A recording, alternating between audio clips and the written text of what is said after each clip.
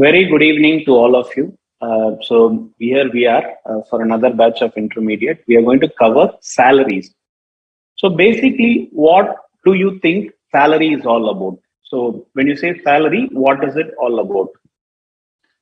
Salary is a head of income, right? So you would have probably covered the basics of income tax, where you would have probably discussed about certain key definitions, and you would have discussed about what is the process of the income tax as a whole.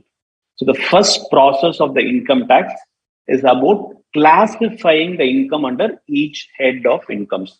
So there are totally 5 heads. We are going to start with the first head of income, the most important head as far as your intermediate is concerned.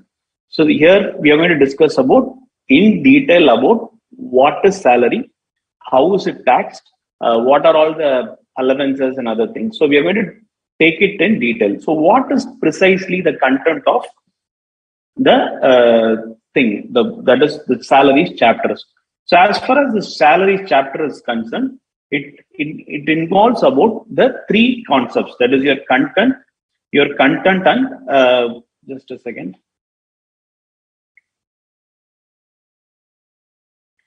So it involves 3 areas, that is it talks about 3 discussions as far as your salary is concerned. So the first head of salary is about chargeability section, that is section 15.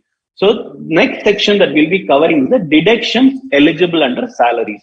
The third one is what is taxable. So we are going to understand what are all the things that are taxable as far as the salary goes.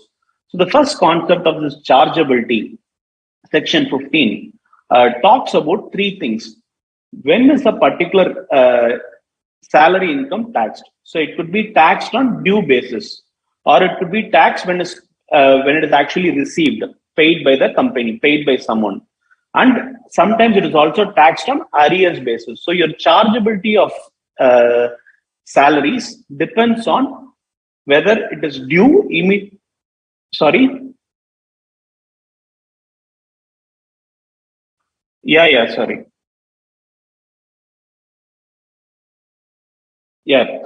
So as far as the salary goes, we are going to cover it. The first section that we are discussing about is section 15.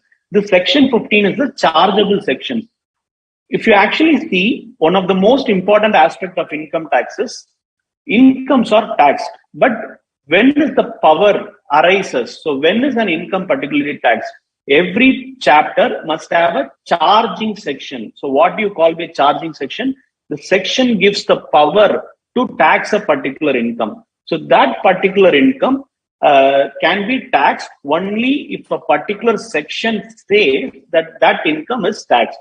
So this section 15 in salaries is the charging section for this chapter of salaries. So it says salaries are taxable, whether it is due, sometimes it is paid, or sometimes it could be in the case of arrears also. So these are the things that we are going to discuss about chargeability. The second section that we'll be discussing is about deductions. So there are 3 broad deductions available in salaries. So the first one is standard deduction. Probably if you have some idea, we'll be covering it in detail in a later point in time. But as of now, standard deduction is typically a part of 50,000 of the salary income. Anyways, we'll be discussing that later. So the standard deduction, entertainment allowance, and the professional tax. These 3 things are an eligible deductions provided to the assessee. So this deduction, that is your section 16, will also be discussed. The third part, or the most important part, it's like the entire salary that we are going to discuss, will primarily be in this particular area. What is taxable? What is taxable as salary? We said every income in the income tax should be categorized under the particular head. So we need to understand what, by general understanding, we all know that salary is a very simple term.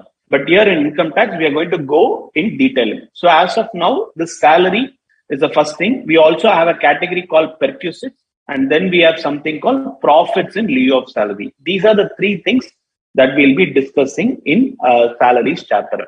So as I told you, This is the content of this entire chapter. We'll discuss section 15, which is very simple.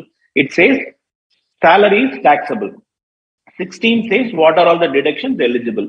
17 is the one which typically says what is the income that is taxable, how much of that will be taxable. So that is what we are going to see in the subsequent slides. So in today's, as we were talking, understand some basic concepts with respect to salary. The first thing, I'll just read out what is listed here and we'll go into each one of them in detail. So basically, there must be an employer-employee relationship. So I must be employed in an organization to be taxed as a salary. So I must be an employee receiving some income, only then it is taxed as salary. And then when you talk about an employment, it could be full-time or part-time. And we are also going to discuss about foregoing salary, surrender of salary, salary paid when it is tax-free, and place of accrual. We are going to discuss each of these terms to understand the basic concepts of salary. Because as I told you, salary becomes the most important chapter in your examination. So we need to have a strong basics. So we'll have to have a strong ground, understanding the basics to make sure that we have a control on this chapter called salary. So we'll go one by one. So the first thing we said is employer-employee relationship. We'll take three scenarios. We are going to discuss about three scenarios. Typically, as I told you, there must be an employer-employee relation, right? Let's say Infosys is an organization. So Infosys is an employer. The persons working in Infosys will be the employee. You can take any company, for example, or any organization for that matter. The organization is the employer. The one who's working for that organization will be an employee. So as I told you, we need a relationship of an employer and employee. One example that we are going to discuss here is about actor and producer. When I'm talking about actor and producer, let's take a scenario where a particular company, let's take some productions, let's say Yash Raj Films or something. This film is now employing an actor. It says that this particular actor, let's say Amir, this Amir will be employed with this Yash Raj Films, and for a period, let's say next 5 years or something, he will be acting in Yash Raj Films. Now, whatever Yash Raj Film is paying to Amir is because there is an employer-employee relationship. So what we are talking about here is there is this production house called Yash. Okay, so this is the producer. We can call it as producer company. Now, in this particular company, Amir is an actor, but he's working here. So the relationship here is employment. So whatever Yash pays to Amir as remuneration is categorized as what? Salary. Right?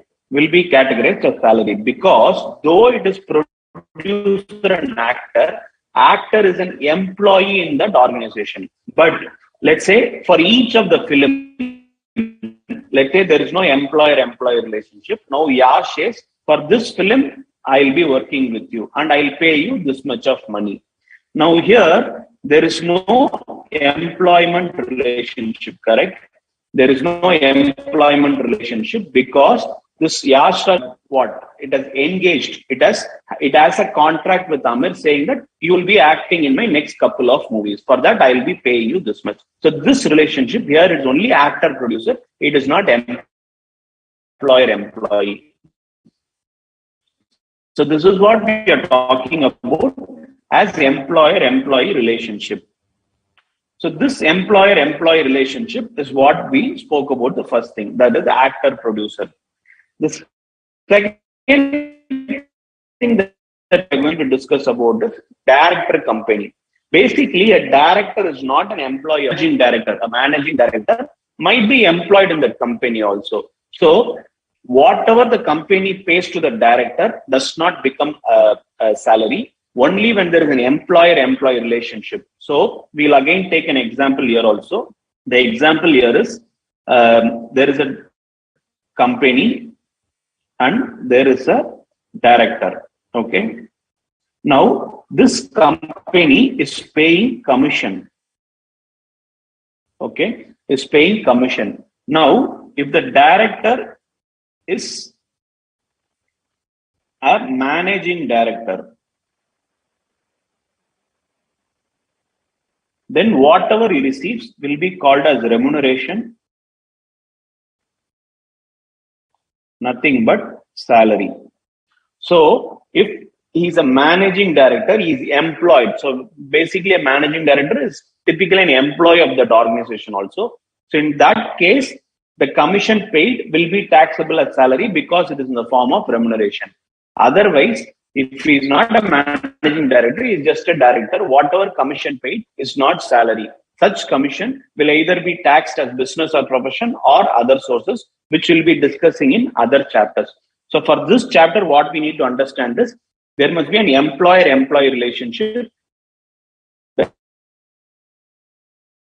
director and company are not employer-employee, need not be employer-employee. So they might be employee, then that income is salary income, otherwise it's not. So that's what is the relationship between your employer and employee. And the third thing that we are going to discuss about is partner and firm.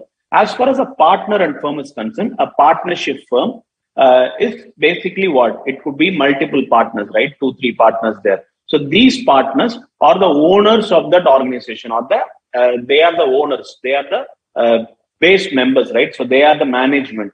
So whatever this partner is receiving from the firm is not salary, because partner is the owner, that is the management. So there is no employer-employee relationship.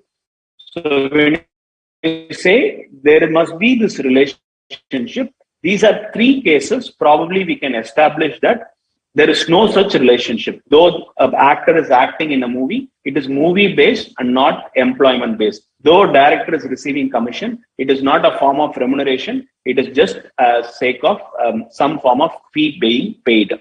Similarly, a partner, though he is receiving salary, there is no employer-employee relationship. Hence, it cannot be categorized as income from salary. So the first thing that you all must understand is, to be taxed as salary, there must be an employer-employee relationship.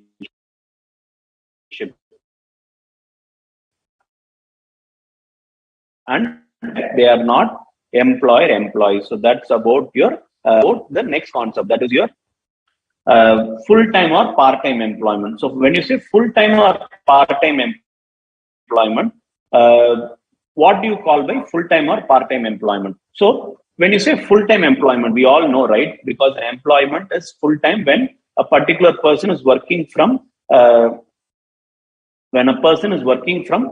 8:30 a.m. Throughout the period. Let's say he's working for the whole time. What do you call as an employment? An employment is someone who's working for throughout the day. Someone who's going to a job at, let's say, 9 o'clock, working till 6 o'clock or whatever, is called an employment, right? So this is a full-time employment. But income tax says an employee need not be working for a full-time to be taxed as salary income. So when you say employment, we are saying that it could be a full-time employment or a part-time employment. Let's take this first case of Mr. Ramesh. So what is Ramesh doing? In the mornings, he is working. That is, in the mornings, he is working between 8:30 to 12:30 in a company called ARC Private Limited, right? So this is the first part. The second part, he is working post-lunch. Post-lunch, he is becoming an employee of Car Private Limited. So he is basically a part-time employee in 2 companies. In the morning, he is working in ARC Private Limited. In the afternoons and evenings, he is working in Car Private Limited. So these two entities is what he is working. Now, as far as income tax goes, it doesn't matter whether it is a full-time or part-time. So both are considered as salary. So you need not say that I'm working in 2 organizations, so it is not employment. So that's not what it is. Income tax very clearly says the salary income can be from a full-time employment or a part-time employment. So that's the first situation. There could also be another situation where Mr. Suresh is working in RM Private Limited for the period April to July. Okay. And subsequently, after July, he has quit the job. He has joined another job. He has joined GRK Private Limited, whereby he is saying that he is working from the period August to March. Now, in the same year, in the same financial year, let's take what financial year 21-22. In the same financial year 2021-22, this Suresh, Mr. Suresh, has worked in two organizations. For April to July in one organization and from August to March in another organization. So for both these organizations, he has worked. Both these organizations, income from both these organizations will be treated as salary income, because as far as salary goes, what does income tax say? It doesn't matter. It doesn't matter whether it is a full-time or part-time employment. So that's the second concept that you all need to understand. So the first thing was employer-employee relationship. The second thing that we discussed was it could be full-time or part-time. It doesn't matter. So that's the second concept. Now we'll move on to the third concept. The third concept is foregoing of salary. What exactly is the word foregoing? Foregoing is something when you say, I do not want this, right? What do you mean by the general foregoing? I do not want this. So now we'll take a specific scenario, okay? So there is Mr. Arun. Yeah. Once check your network. There are network issues.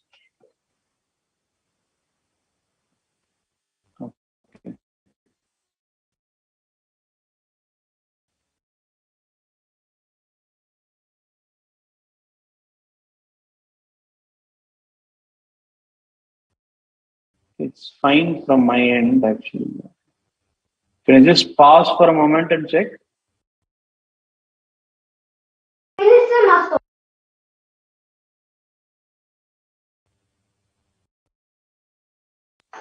Ram,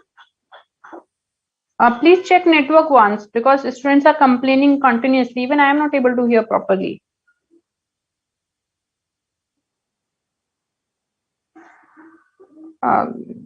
Please do it, because continuously students are raising queries. Also, please speak also a little bit slow. They are not able to catch you. Yeah, sure. So, yeah, we are discussing about the term foregoing. So what do you mean by the foregoing? As I told you, foregoing is a term where you say, I do not want, right? So I'm giving up. I'm giving up the rights of particular thing. So we are going to take a small situation to understand what this foregoing of salary is all about. So we are talking about a person, Mr. Arun. He is a software engineer. He is a software engineer in ARC Private Limited. Now, Arun is sending a mail. He's sending a mail to the human resource head. What is he sending? He's saying that, see, I'm okay with the salary from the month April to February. I don't want March month salary. So he says, I don't want March month salary. And he says, whatever is the March month salary, that is, Arun wants the March month salary to be credited to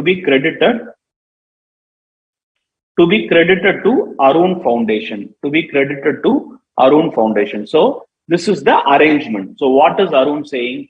See, every month you pay me from April to February.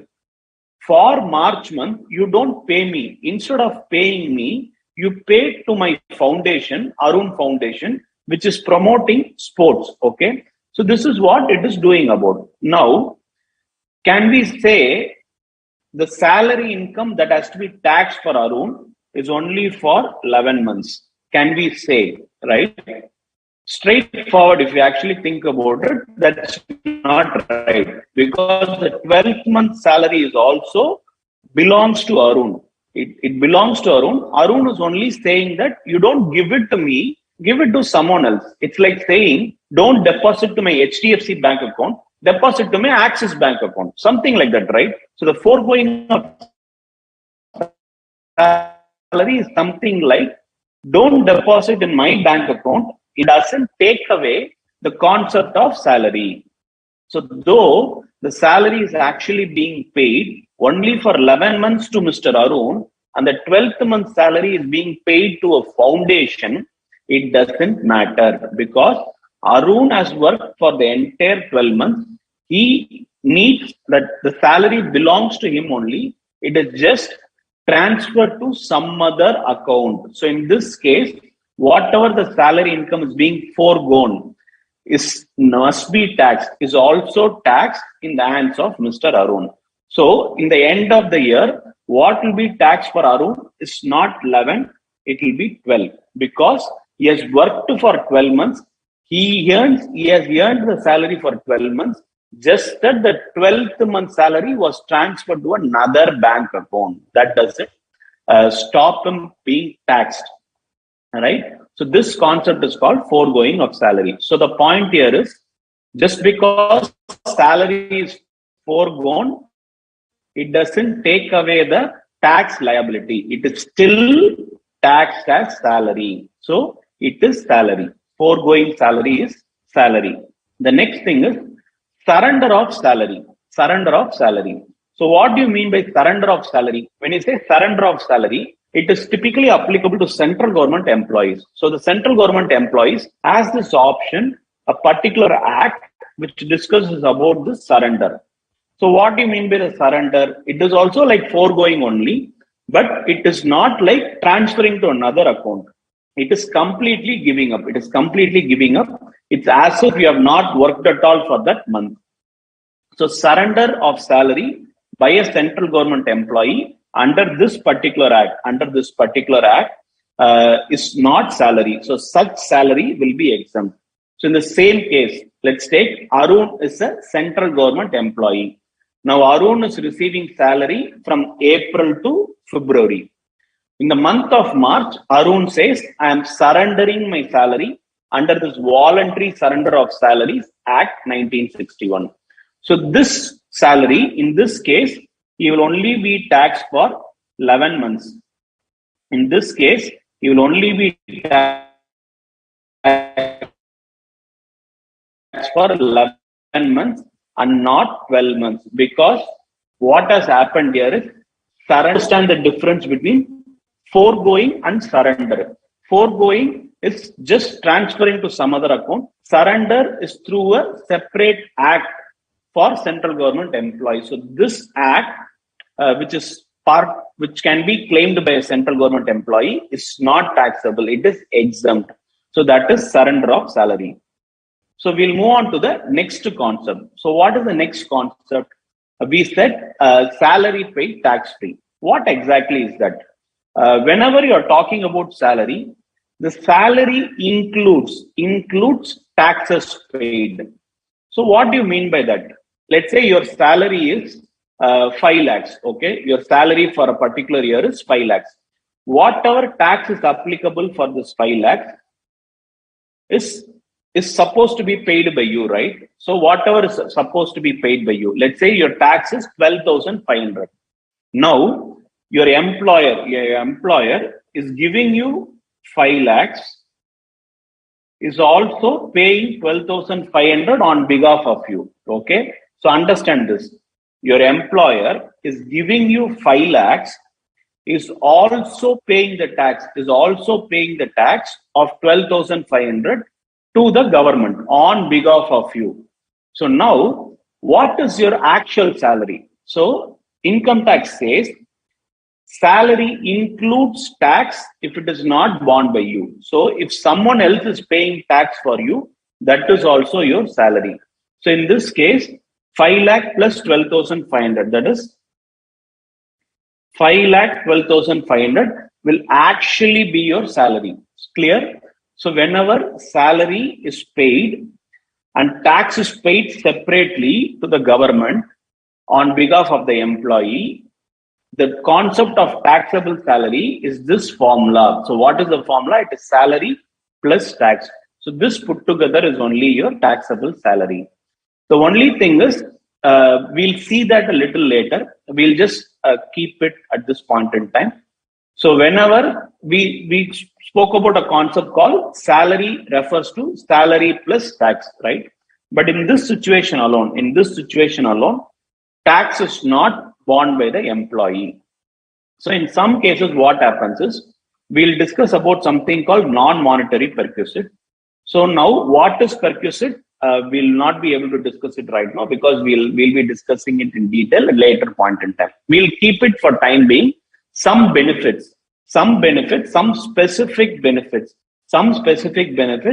for which tax will be paid by the employer. Tax will be paid by the employer under this clause where this portion is not taxed. That is, this tax will not be included as part of salary.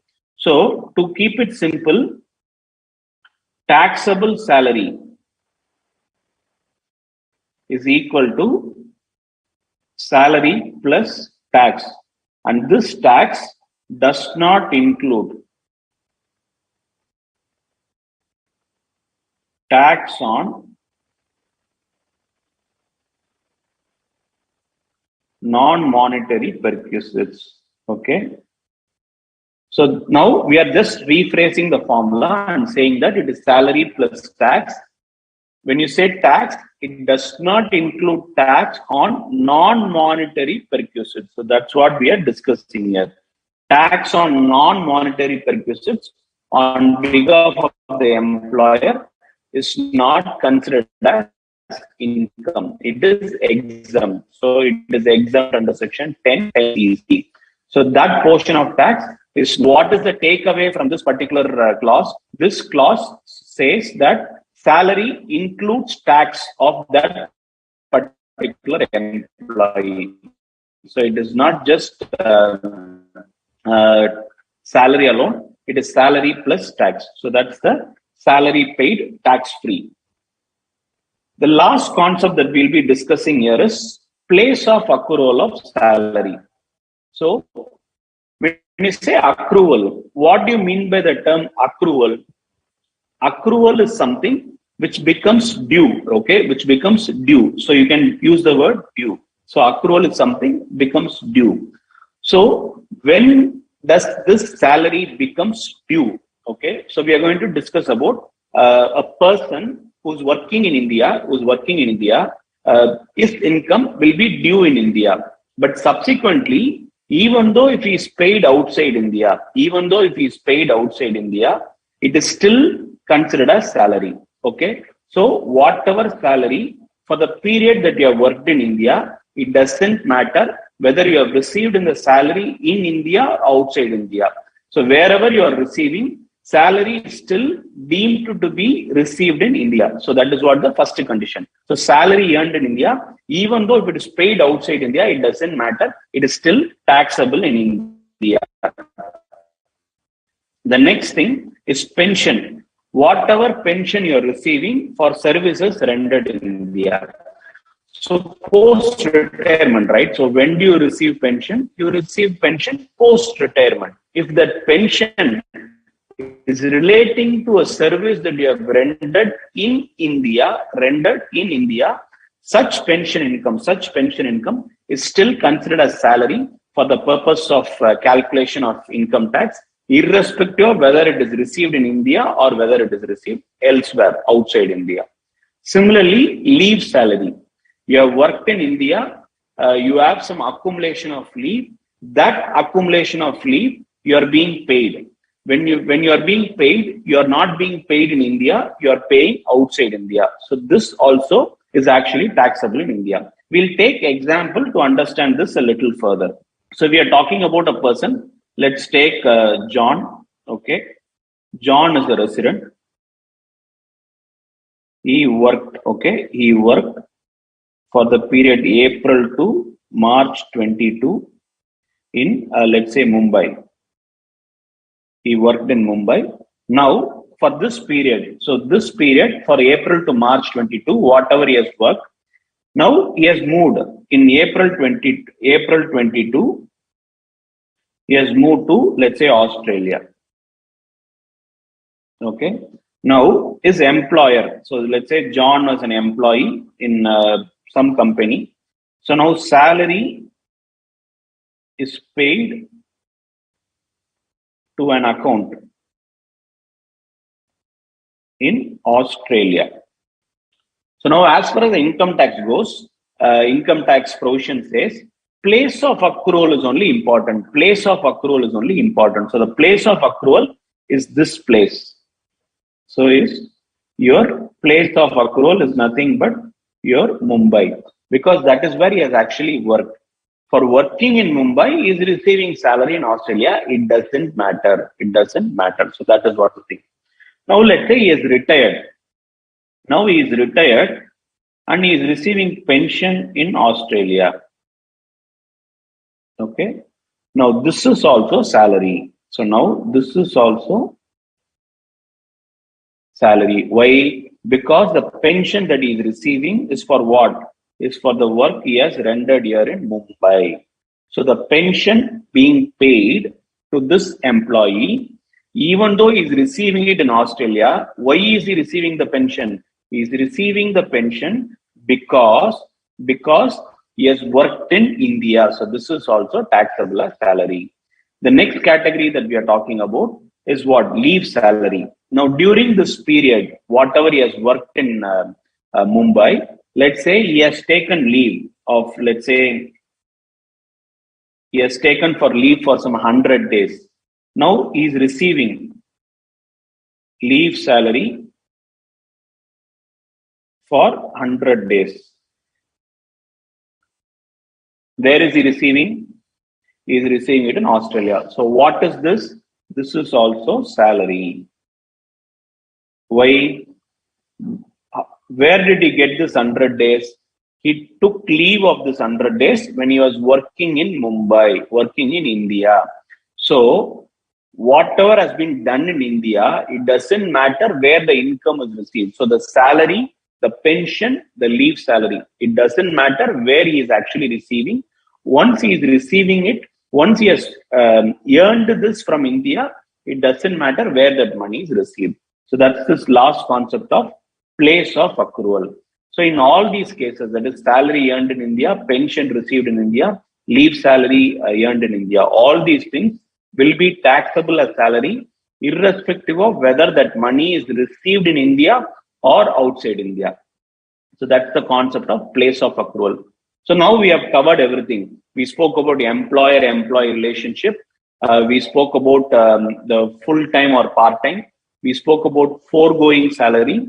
We spoke about surrender of salary, salary paid tax-free, and finally, place of accrual of salary. All these 6 basic concepts gives you an idea how salary is taxed that in as far as your Income Tax Act goes. So I'll just check out some of the questions if there are any with respect to the concepts.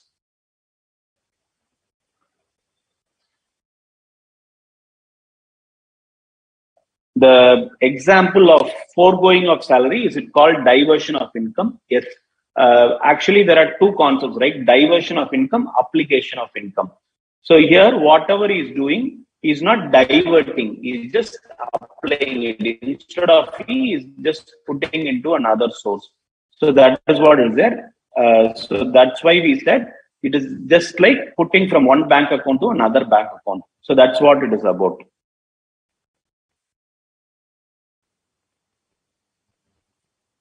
Surrender of salary. When you say surrender of salary, as I told you, central government employees have a scheme, okay, have a scheme of surrender of salary, voluntary surrender of salary.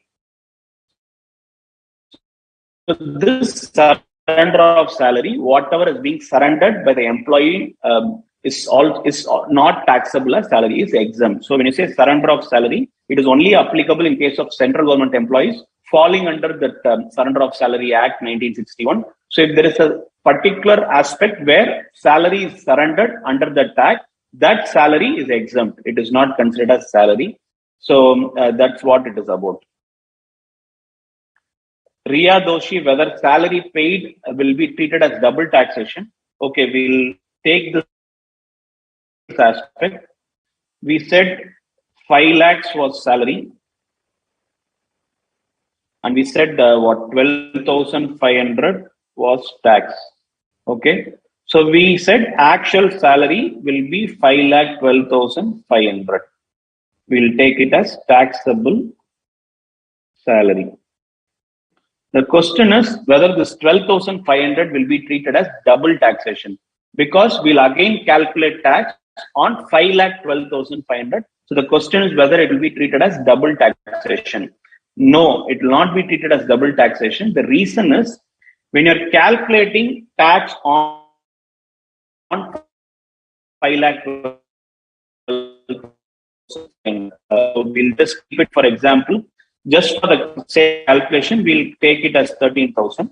Now, when you calculate tax of 13,000, you will less tax paid by employer, which is 12,500. So this 500 only will be paid by you. So you will not be paying the entire tax. You will only be paying this 500.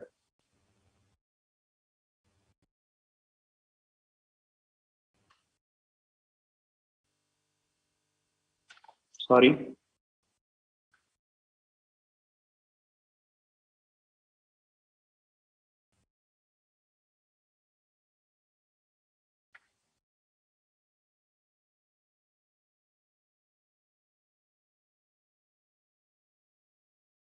So we'll only be paying this 12,500. Whatever is being paid will already be paid. That is the 12,500 which is already paid will be claimed as taxation, which is already paid. So only the balance will be considered as taxation. So there is no double taxation as far as this salary paid tax free.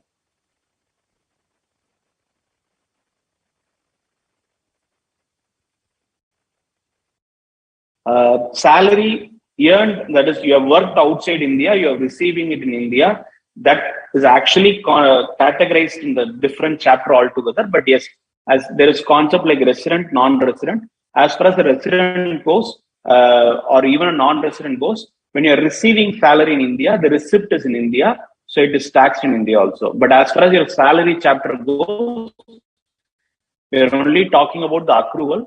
We are not talking about the receipt. So for this purpose of salary concept, it is only accrual of salary. Perquisite, as I told you, for time being, we'll just keep it as some benefits provided by the employer in form of non-monetary, that is non-cash benefits. We'll anyways discuss that in detail when we are talking about perquisites.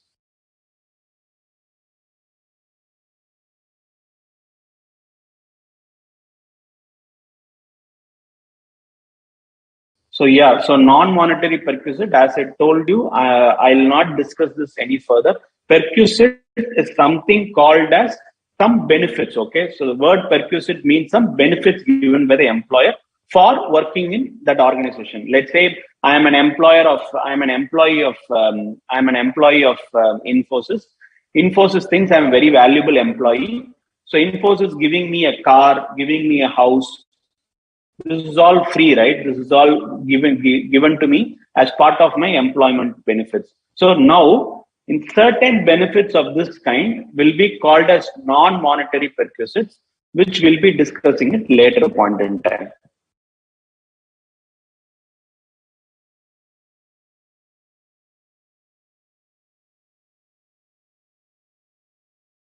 I understand there is some network actually seeing it. Anyways, I'll just try to keep it as slow as possible so that it is not affecting much.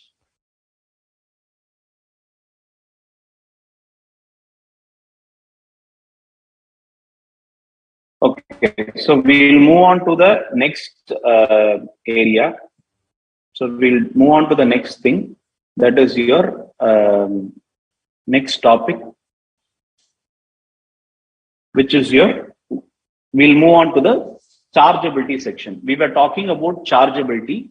We said every chapter will have a chargeability section whereby you say that a particular income can be taxed only when income tax in a section says it must be taxed. So that is what chargeable section is. So as far as salary goes, the chargeable section is section 15.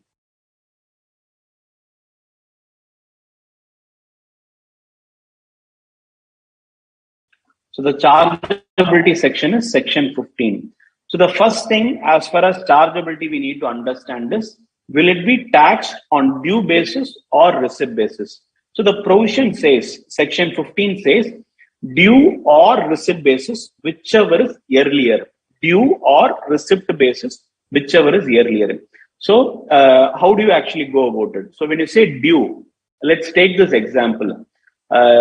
I work in a particular company but my salary is being paid 7th of subsequent month. 7th of subsequent month. So we can keep it this way. So I work, let's say 1st March to 31st March 2022. So I'm working from a period 1st March to 31st March 2022. Now during this period, my due is 31st March 2022. But when am I receiving actually? I'm receiving on, let's say 7th April 2022. So in this case, the first thing that comes is due, right? So due is the first thing.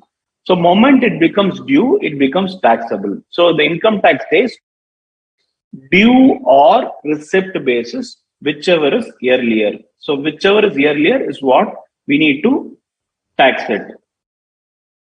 So this due or receipt basis, whichever is taxable, is what is, as far as the chargeability goes, a particular income under salary will be taxable on due basis or receipt basis, whichever is earlier. The next thing is advance on arrear salary. When you're actually receiving salary, sometimes there is a possibility that you are receiving the salary in advance. You want it in advance. Sometimes you are not at all paid. Let's say there is an issue in company. You are not being paid for 5 months. The 6th month, you are being paid 6 months salary. So how do you treat that? So section 15 says, as far as advance salary goes, it is taxable on receipt basis. Why? In that case, receipt is the first incident. We said due or receipt. But as far as advance salary goes, the first thing that will happen is the receipt. So in our same example, while receiving this March salary, okay, the employer says, I also need April salary. So now when the employer is actually paying, he will pay March plus April. So you will pay him 2 months salary because it is like in advance. He is receiving it in advance. Instead of waiting it till the end of April, he is receiving it in March itself. So this advance salary is actually taxable on receipt basis. Because as we said, it is due or receipt basis, whichever is earlier. So now in advance salary, receipt is the first thing. Receipt is the first event. So it is automatically taxed. Now, when we are talking about this advance salary, there is one thing, if you actually look at it, one thing that you need to understand is, we'll go back to the example. This March 2022, April 2022. Okay. So when he's receiving March salary, let's say it was 50,000. He says, I also need the April month salary in advance. So now what you'll actually be receiving is 1 lakh. But this pertains to previous year 21-22. This pertains to previous year 22-23. Correct?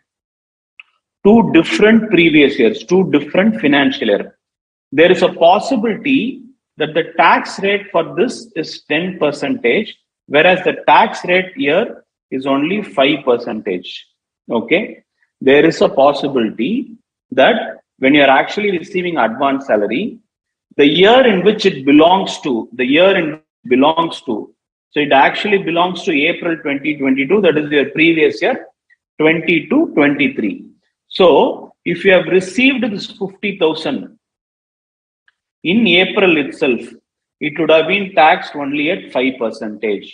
Now, because you have received it in March, it is taxable at 10%. So you have paid higher tax. You have paid higher taxes because of this advance salary. So income tax says when the rate of tax of receipt is greater than that of the due, the rate of tax in receipt is greater than that of the due, you can claim relief under section 89.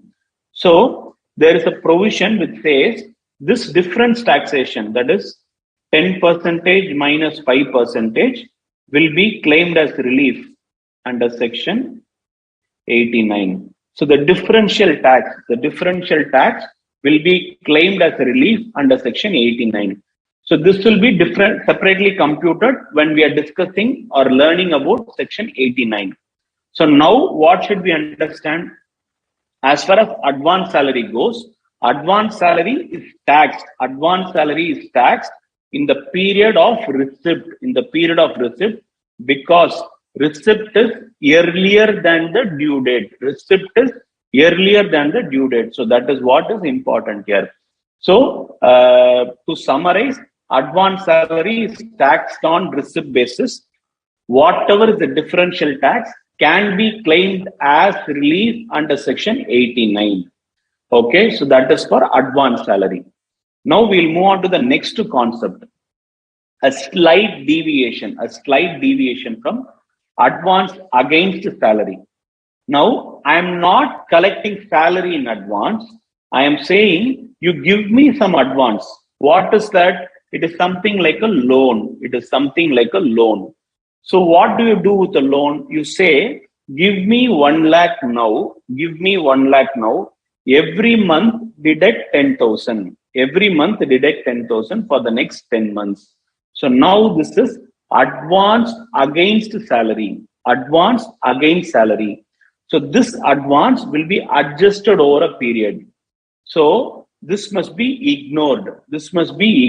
Because it is only an adjustment. It is not as advance salary. It is only an advance against salary. Okay. So here what is happening is, we said in March month 2022 is supposed to receive 50,000. The same example, the same old example. Now in this 50,000, the employer says, let's say I am the employer. Okay, I am the employer. Now I say, sir, I need additional 50,000. But this 50,000, you reduce 5,000 from my salary for the next 10 months. So now I'll receive additional 50,000. So what I will receive is 1 lakh, not 50,000. But this 50,000 is what? It's like a loan. It is adjusted. So it is adjusted over a period. So what did I say? I have told my employer saying that you reduce 5,000 for 10 months. So it is like an interest-free loan. That I'm getting it from my employer. This interest-free loan is called advance against salary, and it is not advance salary. So we must not confuse between advance salary and advance against salary. What is advance salary? A particular month's salary, I'm saying give it to me. You need not give it to me at that point in time. Give me April salary. Don't give me anything in April. This is advance salary. Give me 1 month salary. Adjust it for next 10 months. This is advance against salary. Are you clear? You have understood the difference? So advance salary is taxable in the year of receipt, in the period of receipt. But advance against salary is not salary. It is only an adjustment. So it has nothing to do with salary calculations. Okay, clear? The third thing, the last one is arrear salary. So what do you mean by arrear salary? As far as arrear salary goes, as I told you, my company is in a very difficult financial position due to COVID. They have lost business. They are not able to pay me salary. So they are asking me to wait. Now they are saying, see, now COVID is over. My business has started to pick up. I am doing a very good business currently. So now I'll pay you all the salary.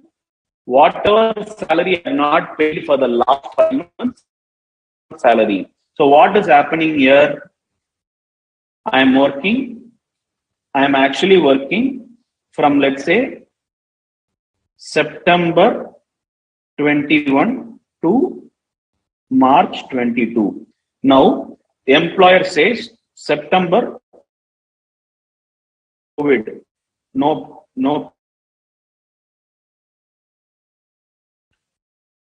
salary. Okay, so same way November, December, January, February. So all these period, he says, I have COVID reasons, my business is not started, so I am not able to pay you salary. Now in March, he said, I'll pay you 6 months salary in one check.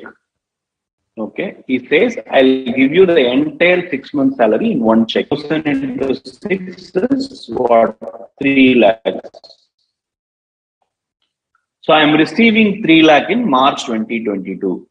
Now, this is all same year. All this is which year? Financial year 21-22. So there is no confusion at all. Now, for the same example, we'll say September to March 22. Okay, COVID. So salary is unpaid. Now, in April 22, he is being paid 7-month salary. How much? 3,50,000. So for the entire 7 months, it is being paid in one particular month, April month. Financial year 21-22. This belongs to what? Financial year 22-23, 2 different years. So the tax rates might be different, right? The tax rate might be different. So now what do we do?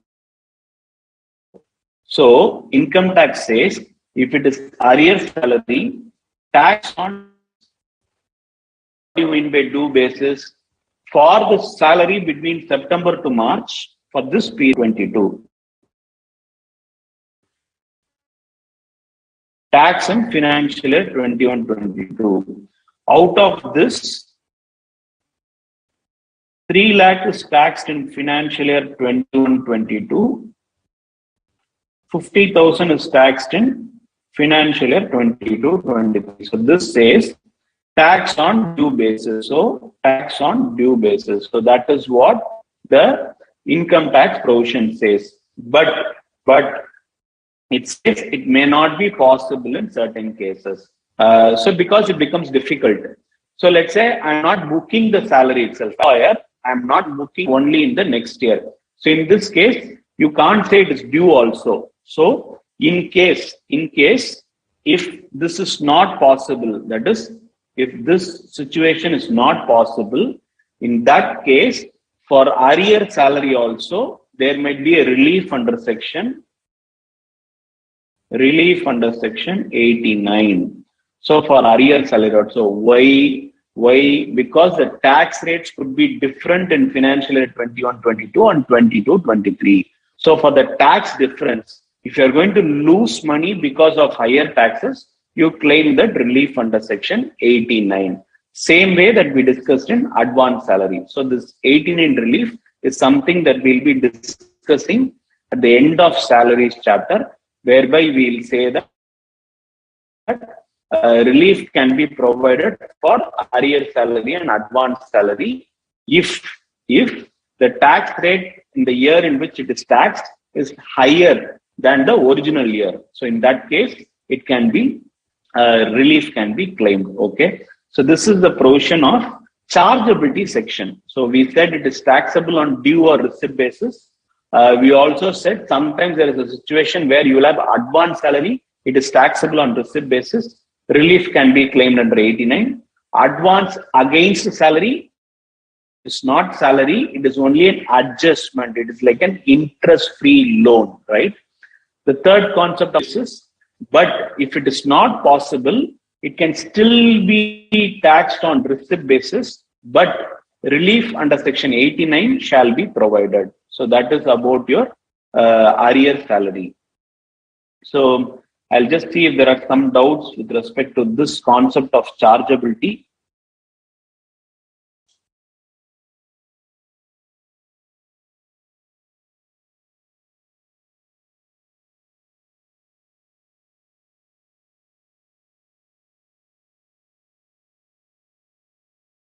So some of you have again asked me to explain the double taxation of salary.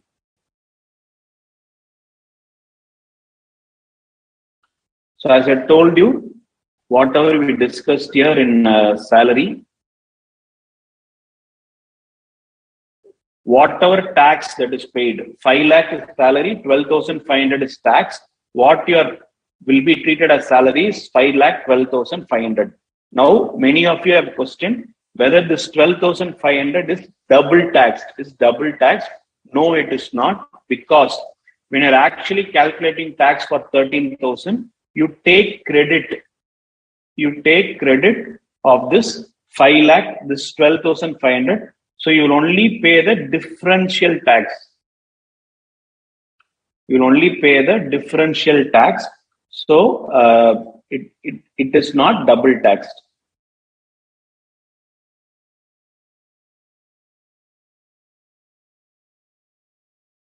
As far as relief, we will understand it separately. So I will not explain the relief under section 89 because there is a separate section where we will discuss that.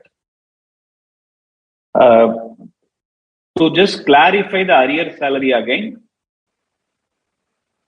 I'll just repeat the arrear salary example that I explained. So let's say a person is working September 21 to March 22. Okay. So this is which year? Financial year 2021-22. Now, he is actually receiving in April 2022. So which year is this? This is financial year 22-23. But chargeable section says, so this is due, right? This is receipt. So this is due, this is receipt. So April 22 is receipt, September to March is due. Now income tax chargeability section says due or receipt basis, whichever is earlier. So in this case, when you say due, whatever is due, that is your 3 lakhs. How did we get 3 lakhs? 50,000 into 6 months. So this 3 lakh is taxed in financial year 21-22 because it is due. In April, it is received. So in receipt, you will only tax 50,000. In financial year 22-23, you will only tax 50,000. So out of 3,50,000 received, 3 lakh is taxed on due basis, 50,000 is only taxed on receipt basis. So this is the general provision. But income tax says, if you are actually not able to tax it,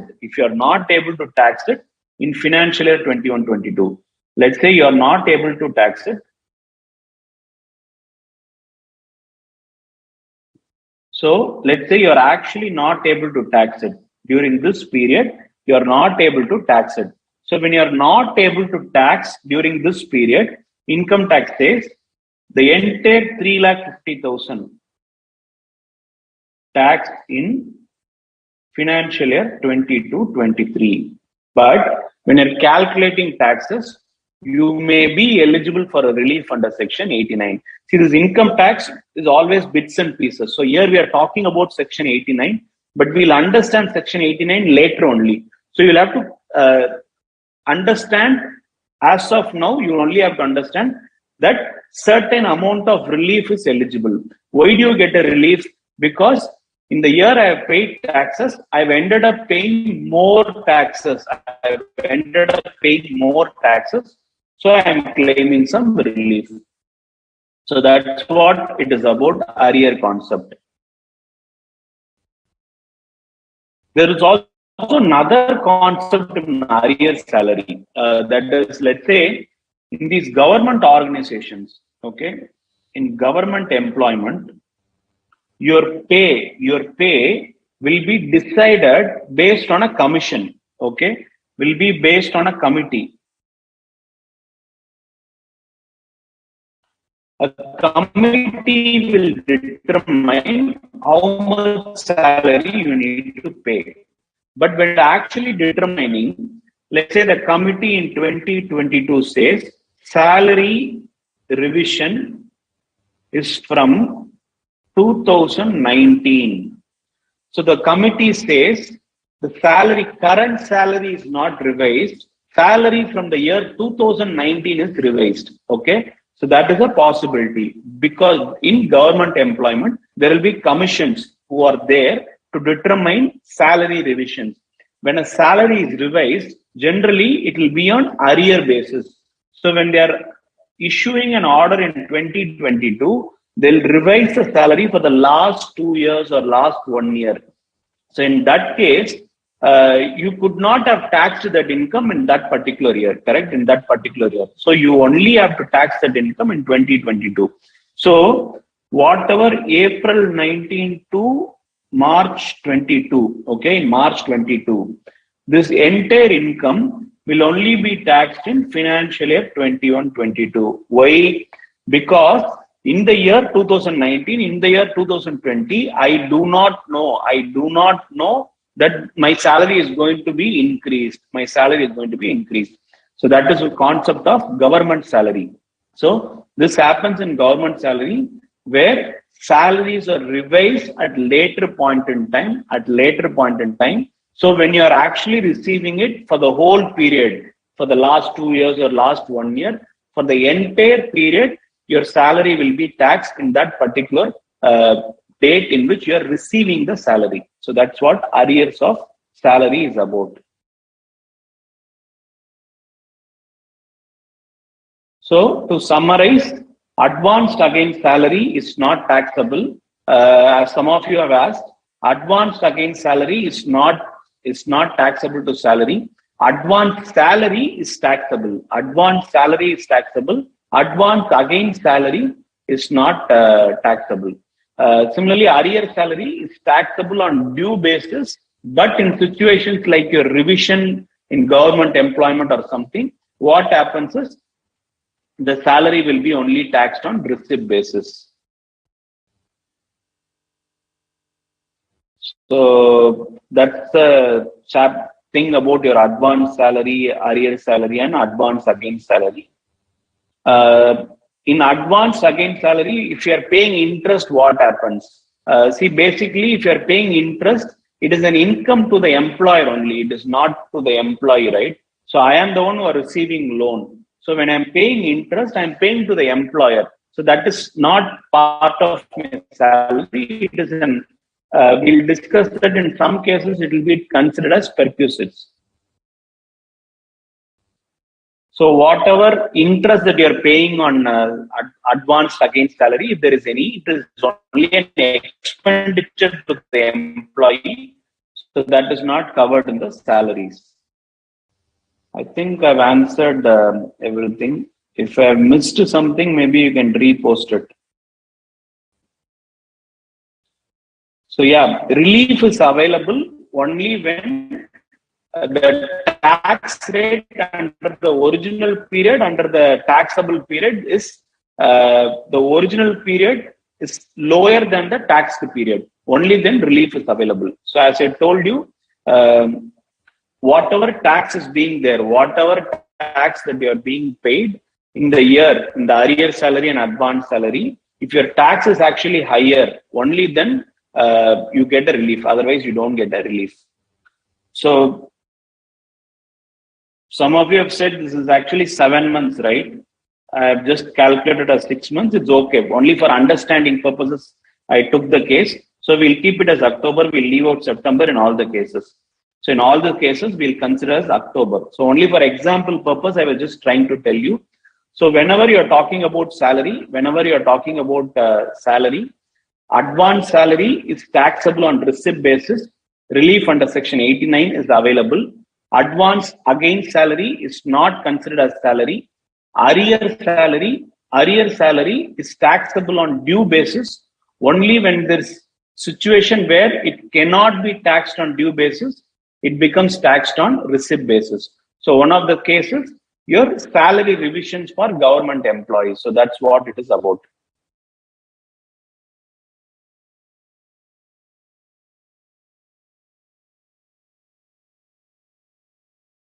So I'll just repeat this. I guess I put the month only wrongly. I'll just repeat it. See, if you're actually working from October 21 to March 22, okay, your salary for this will be 3 lakhs.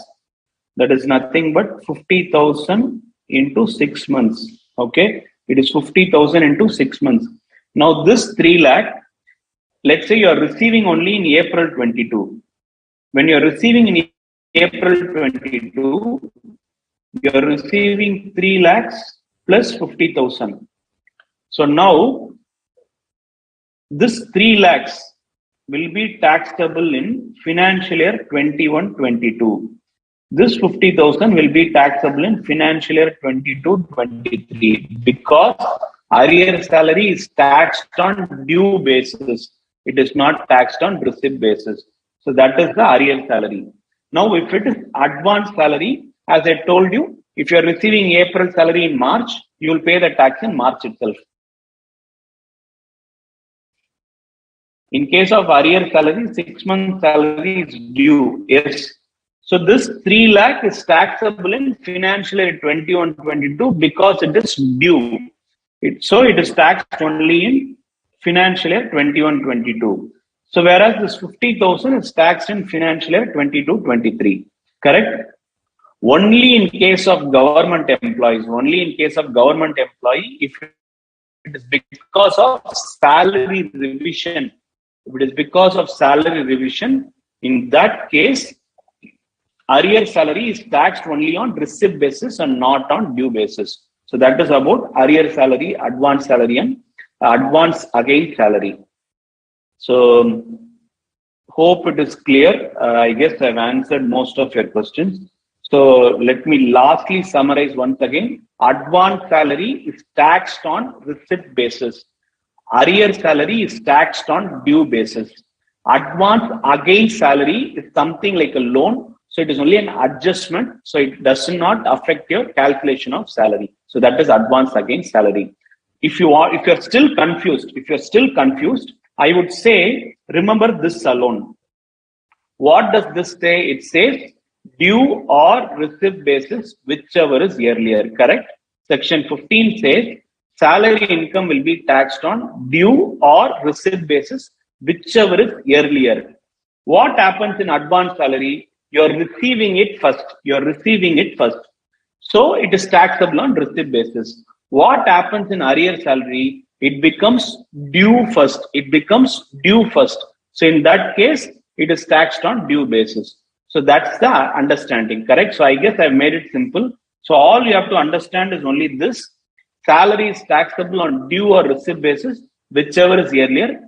As far as advance salary, you receive it first. So it is taxable in the time of receipt. As far as arrear salary, it is taxable on due basis because it becomes due first, correct? So that is for arrear salary. As far as advance against salary only, it is not salary at all because it's only an adjustment. It's nothing more than that. So that is about advance against salary, right? So that is about the chargeable section 15. So now it would have clearly understood one concept where we say due or receipt basis, whichever is earlier. If you have confusion about these paras, that is your 89 relief and all these here, please ignore it. We'll anyways discuss this 89 in detail when we are talking about section 89. So for time being, just remember due or receipt basis, whichever is earlier. So that's the simple thing that you can do at this point in time. So we'll move on to the next thing. So now we need to understand, we spoke 3 sections, right? 15, 16, 17. 15 we have discussed, that is chargeability, due or receipt basis, whichever is earlier. 16 we are going to discuss later. We'll first discuss section 17 and then go to section 16.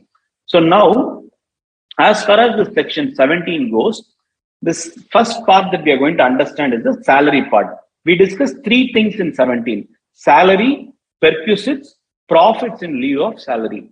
Whatever we are going to discuss right now is going to be salary. We are going to discuss salary alone.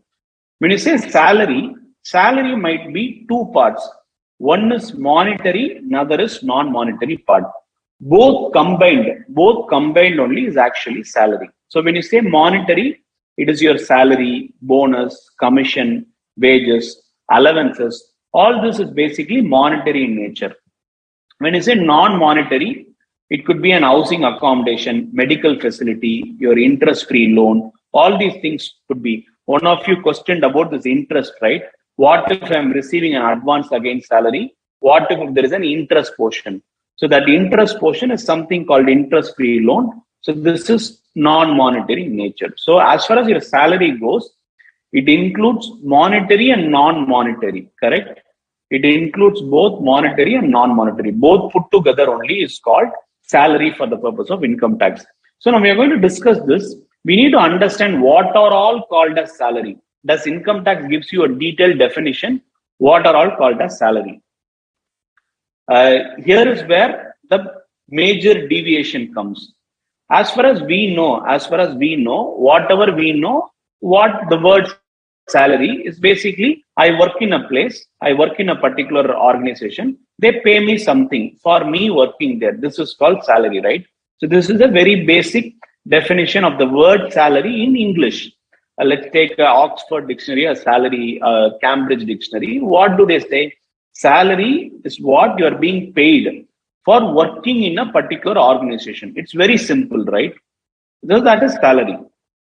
But if you actually look at the word salary in Income Tax Act, it is called as an inclusive definition. It is called as an inclusive definition. So what is the word inclusive? When you say inclusive, it is like income tax will say A, B, C, D or taxable as salary.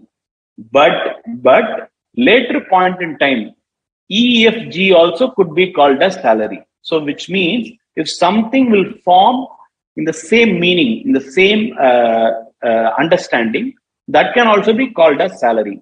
So whatever is listed here gives us an understanding on what all will be called as a salary. It is only gives us an understanding. So what are all actually called as salary according to Income Tax Act?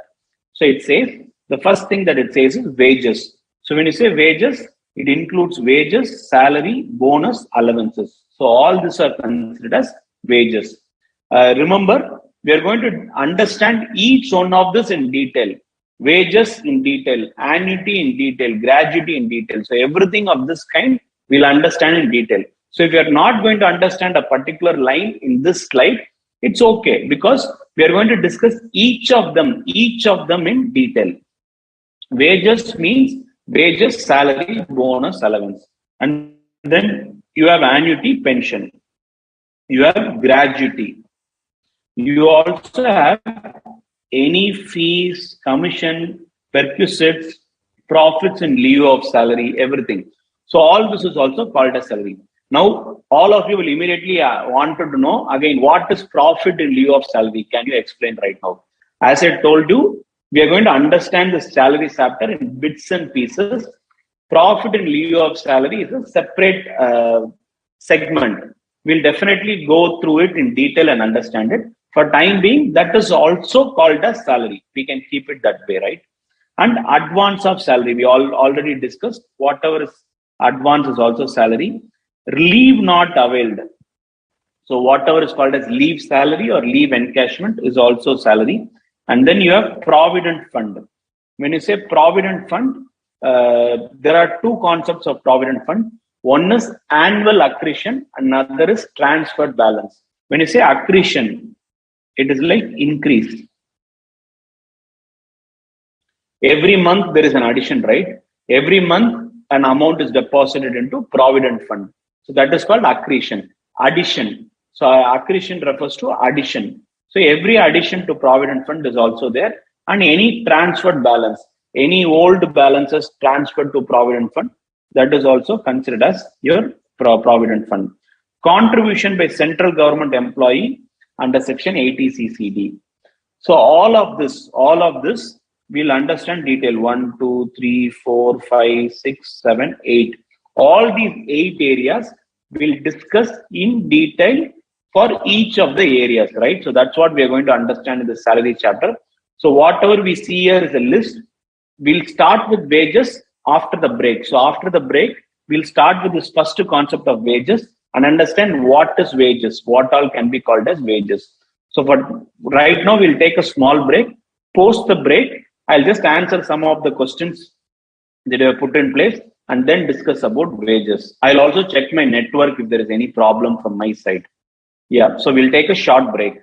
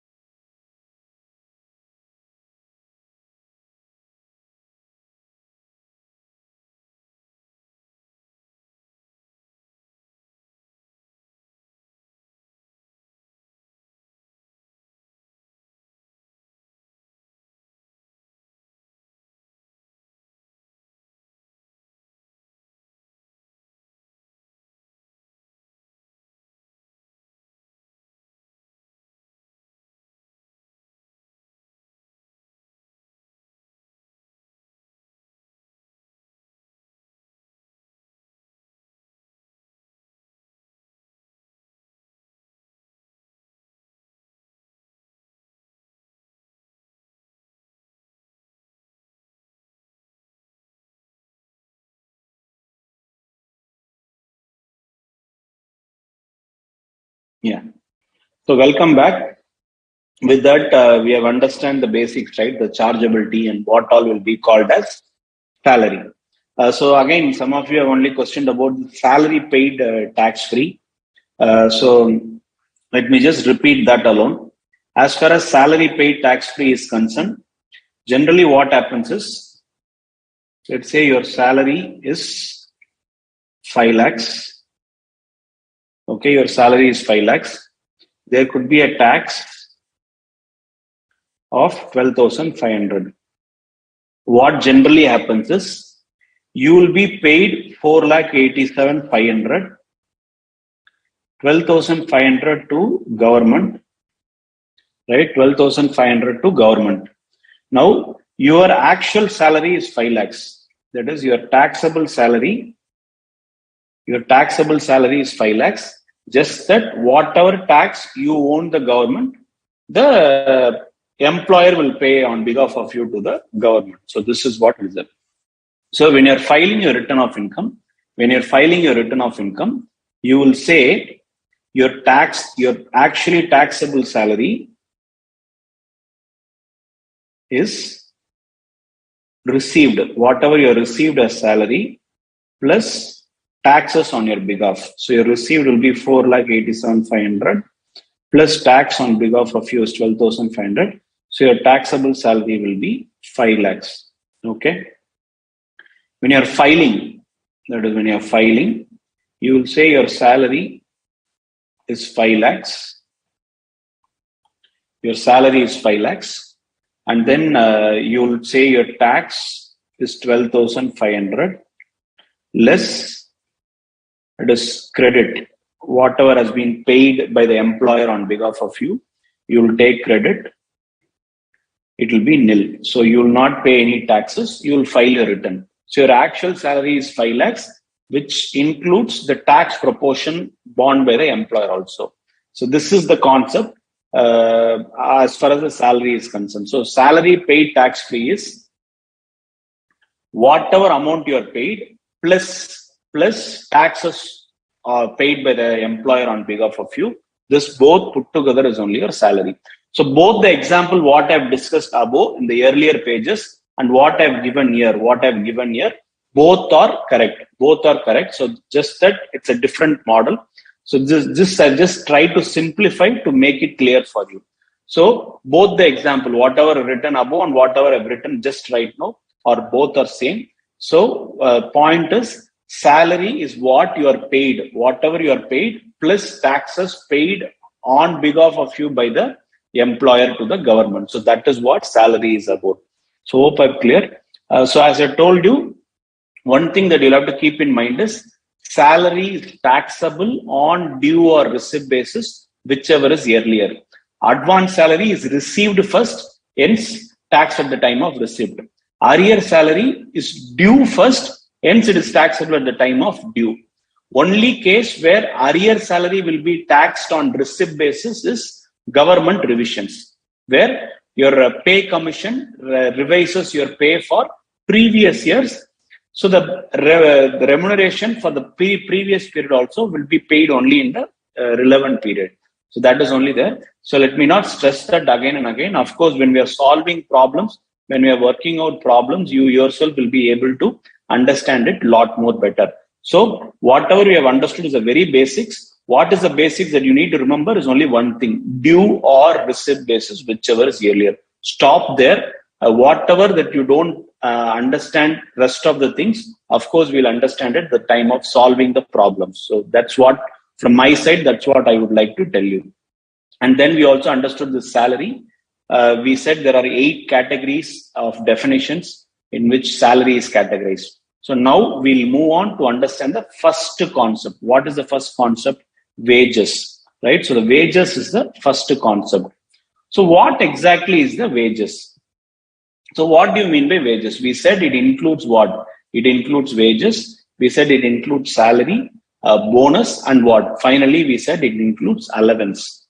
Now, there are other 3 terms: salary, bonus, wages. Is straightforward, right? You all know. If it's a factory employee, you call it wages.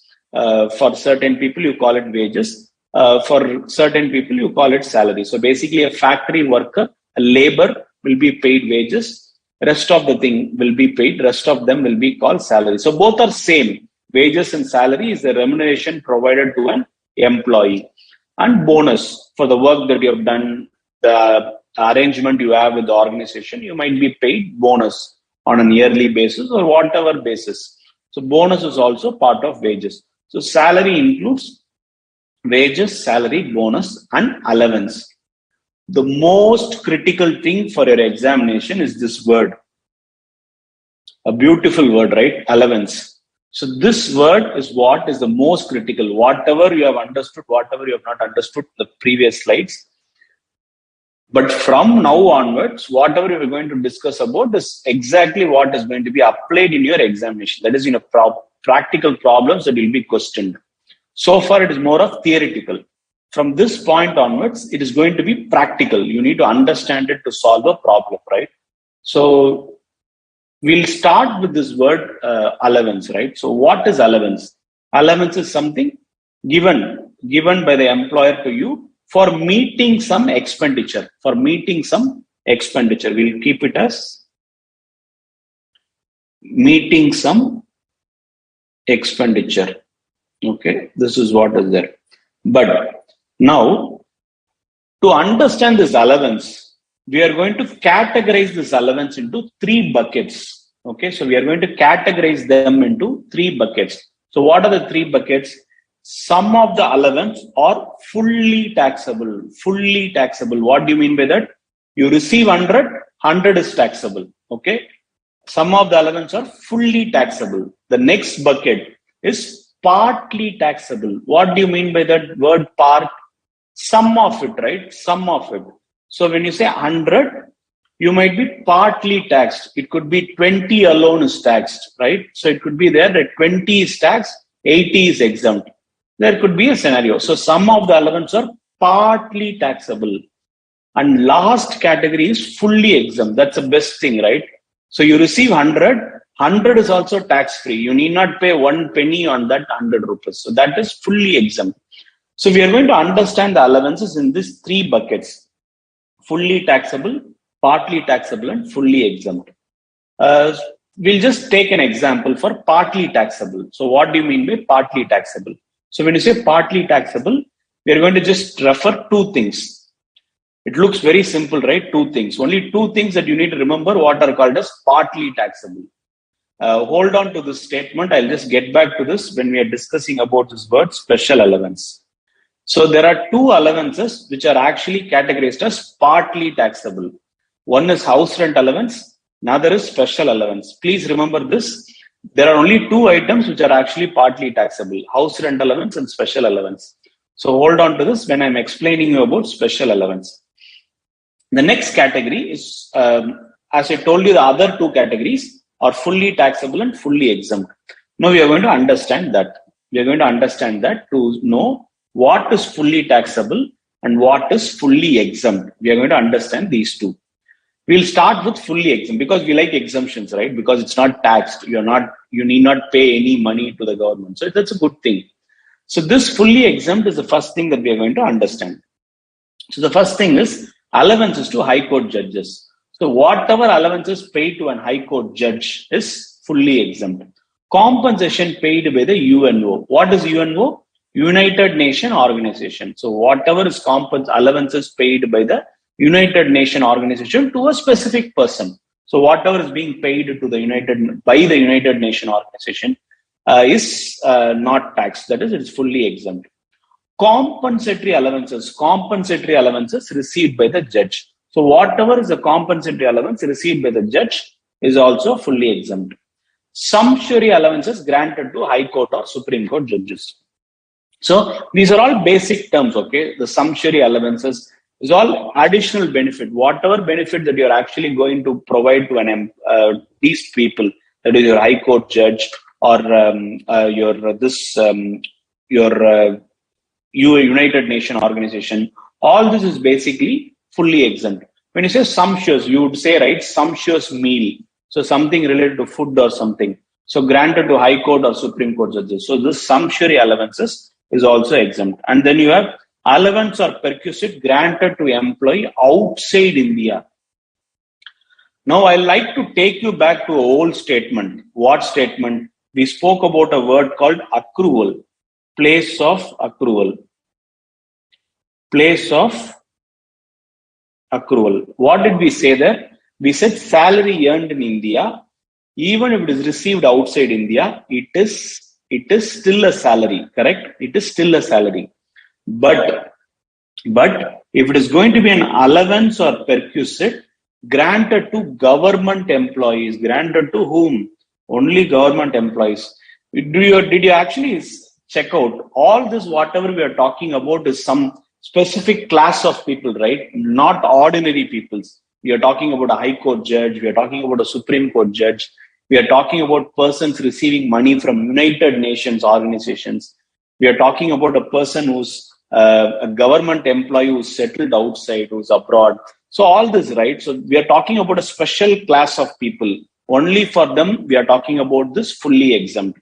So this allowance or perquisite granted to a government employee outside India is also fully exempt.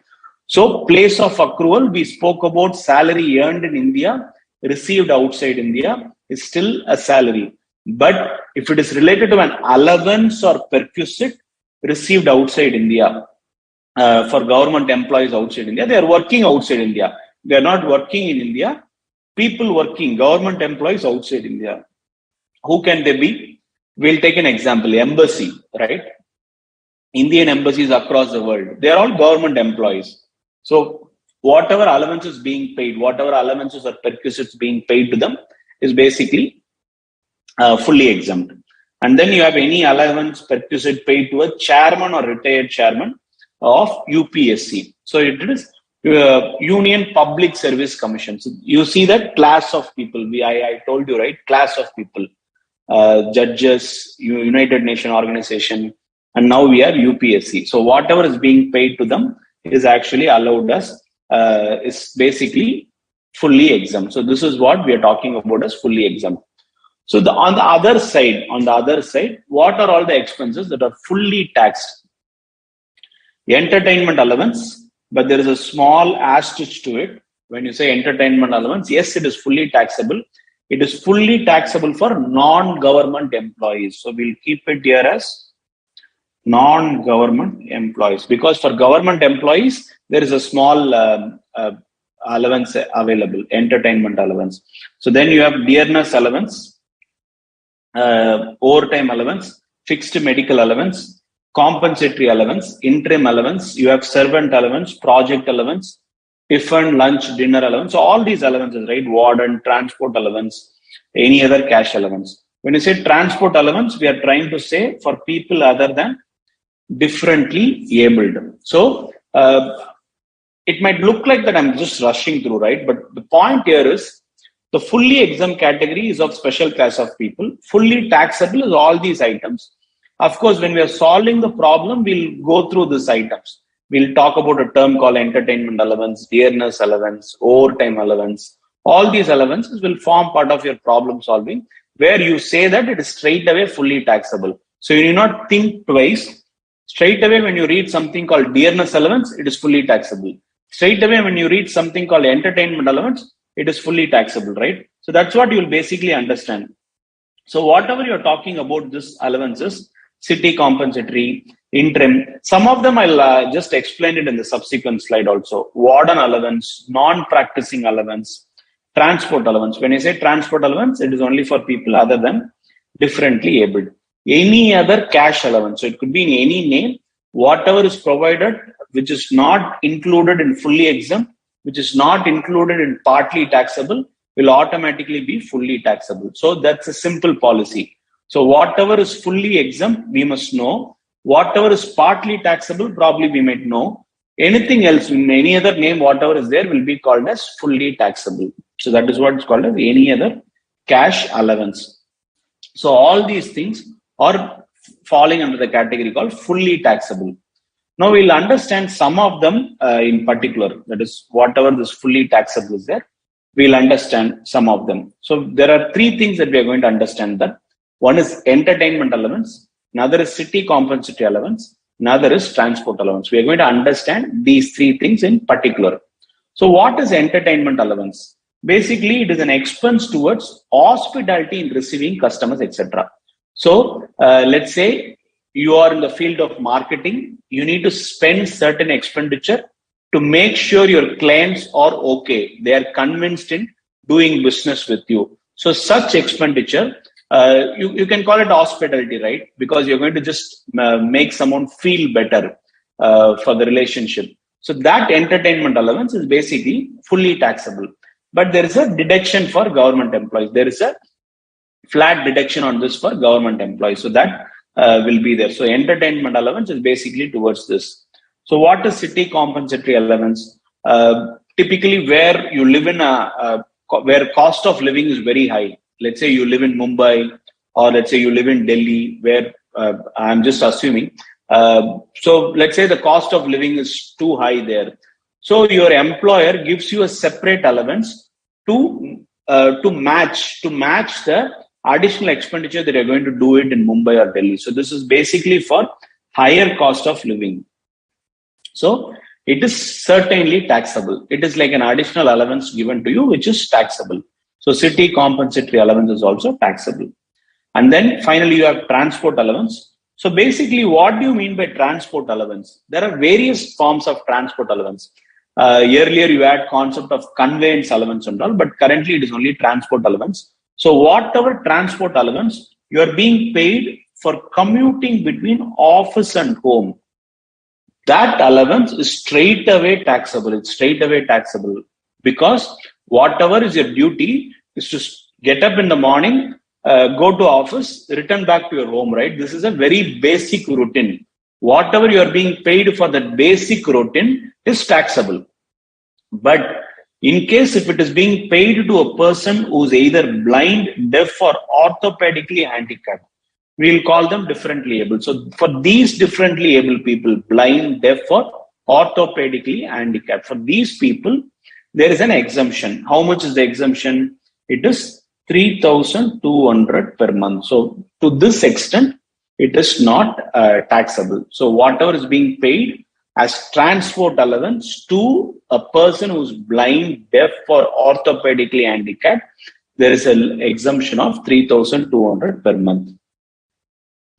So that's the basic fully taxable allowance that we know. So now we have just covered certain things which are fully exempt. What do you remember when I say fully exempt? Special class of people, right? Special class of people.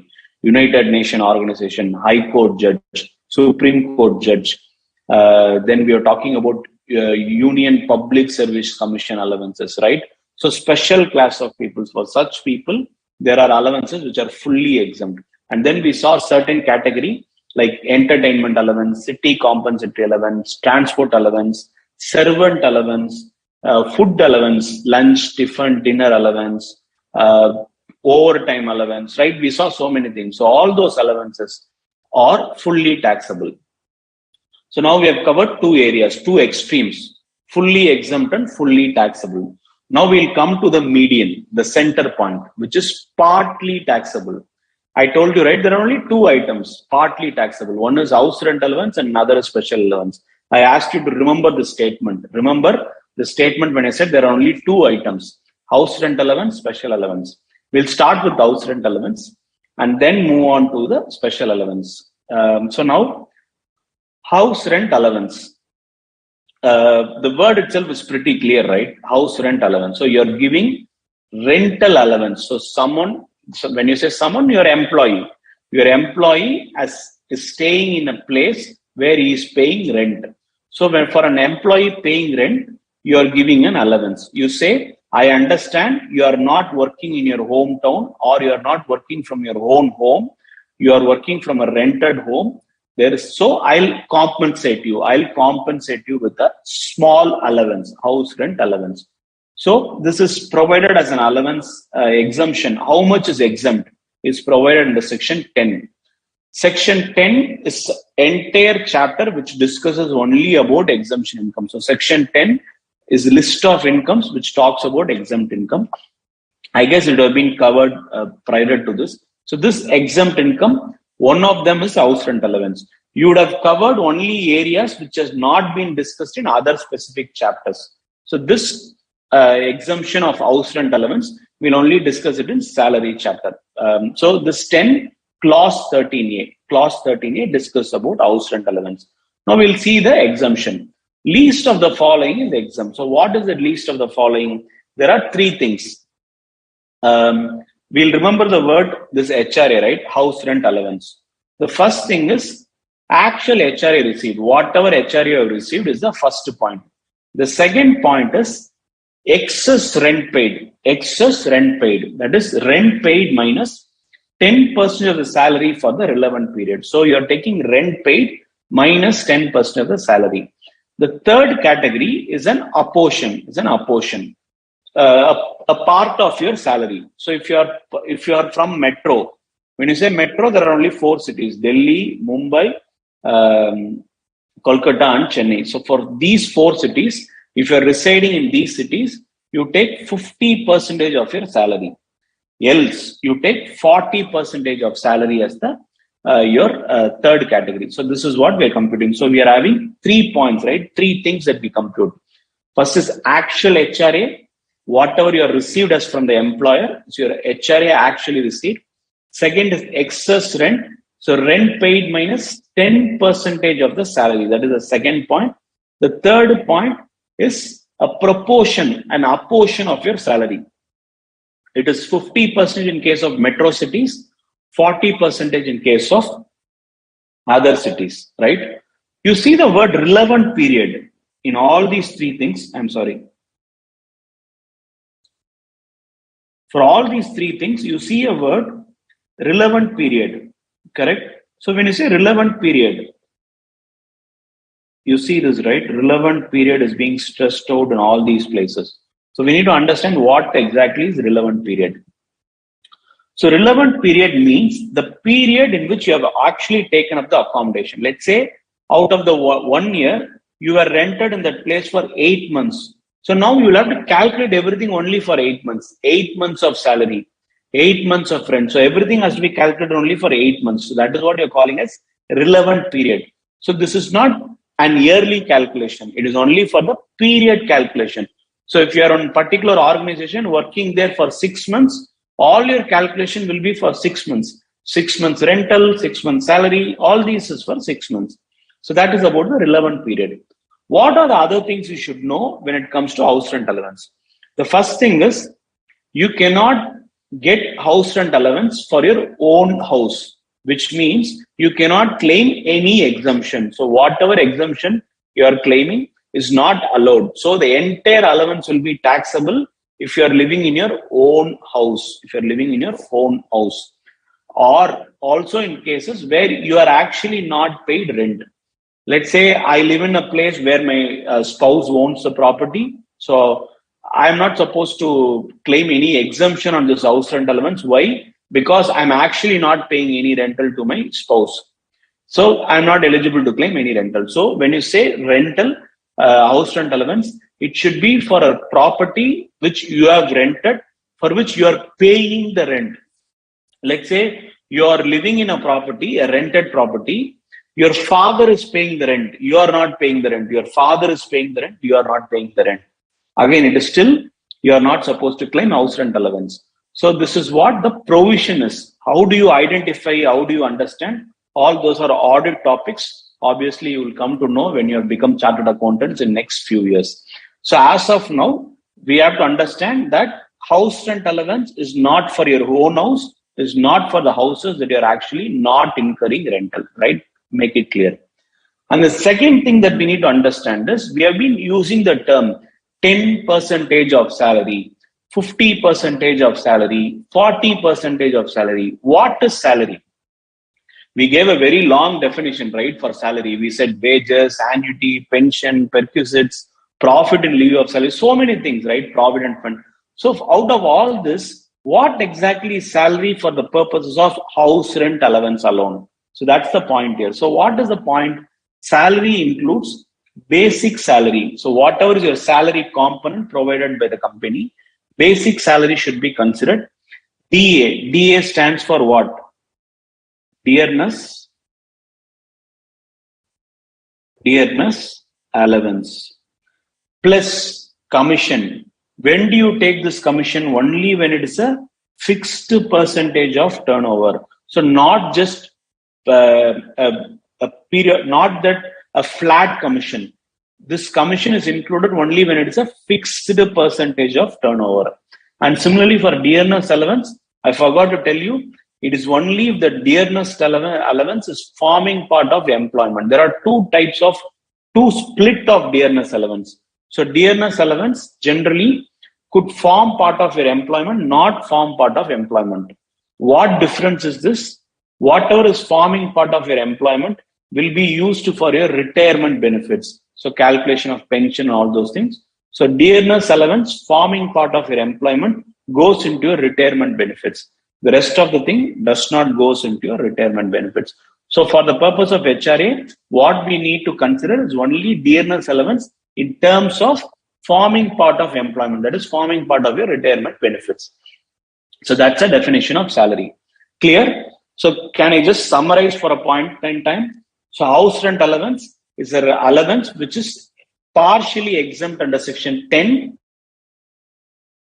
It is exempt to the extent of least of the following. What are those? 1, how actual HRA received. 2, rent paid minus 10% of salary. That is excess rent paid. Rent paid minus 10% of salary. Third, 50% of salary in case of metro cities, 40% of salary in case of non-metro cities. So what are the metro cities? Delhi, Mumbai, Kolkata and Chennai. So these are the 4 metro cities. What are the things you should consider? House rent allowance should be calculated only for the relevant period for which you are in employment or for the period in which you are actually rented that property.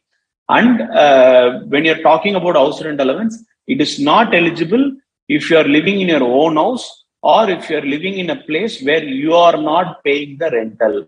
So in that case, house rent allowance is not eligible. Finally, salary for the purpose of house rent allowance refers to basic plus dearness allowance forming part of employment plus commission being fixed the percentage of turnover. So these are the 3 things that you need to consider for calculation of house rent allowance. Now, how about we understanding this with a problem? But before that, I'll just answer some of the questions and then we'll go into the problem.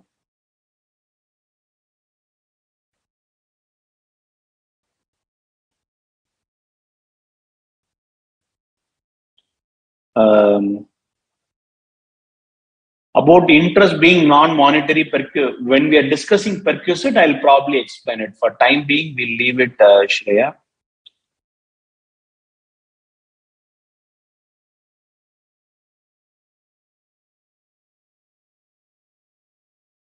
Okay, Imanshu has a question. Advance against salary. If 5,000 is adjusted with salary for 10 months, should we also adjust it for income tax purposes? No. Your salary is 50,000 only.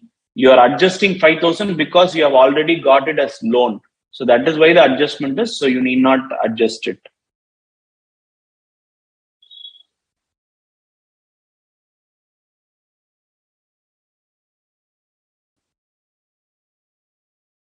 House rent allowance is actually partly taxable only. As I told you, you don't get 100% exemption, only partly taxable. So that is why it is classified as partly taxable. Sumptuary allowance is basically some kind of food allowance. I think it was there in the study material also. So I'll go back to that.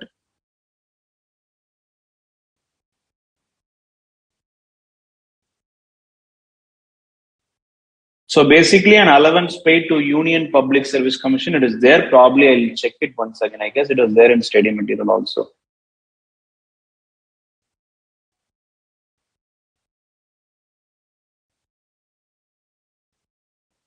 And as far as your questions on house, so I guess that's the questions related to the fully exempt and allowance related things. So we'll, I guess I've answered all those questions. Whatever probably I've not answered, maybe it is related to a separate segments.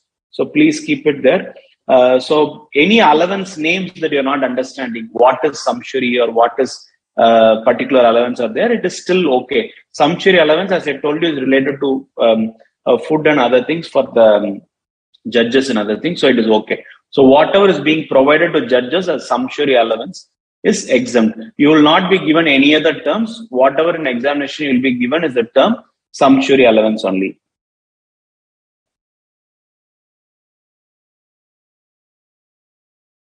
Fourth and fifth point of fully exempt allowance. I guess there's basically the list of items which are fully exempt. There is nothing to explain. But for this one items which we are talking about, the word perquisite and all, we will see it separately. Otherwise, whatever is being paid to the special class of people is basically exempt.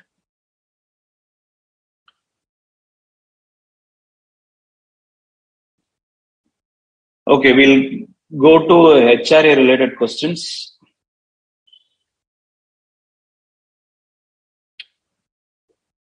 Jayendra, I prove that my father is charging rent with me on homestay. Will I get exemption? As I told you, you can pay rent to your father, nothing wrong. You can pay rent to your spouse, rent to your father. But as long as it is totally legitimate, it is completely fine. So you are allowed to pay rental to a family member. It is completely okay.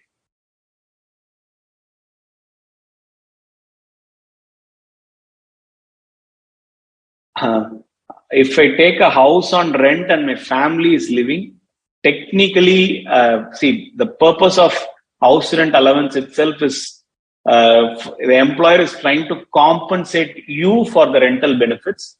So you are not supposed to claim if it is not for you living in that particular house. That's not allowed.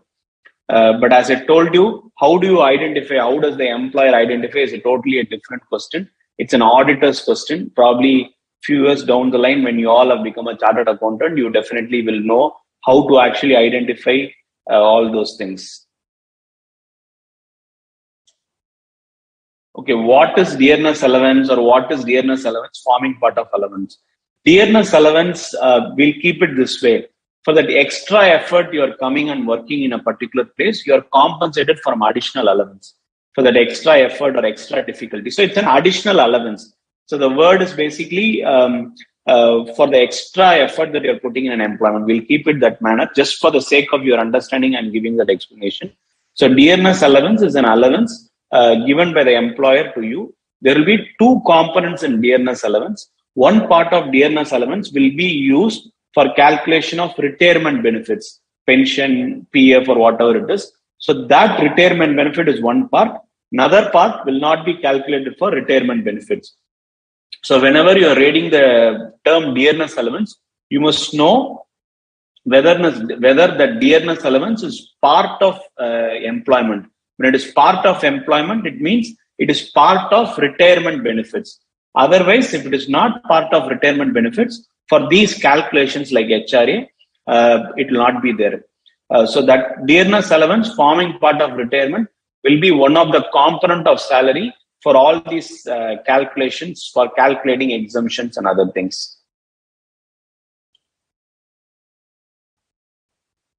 So I guess I've answered the term for dearness allowance.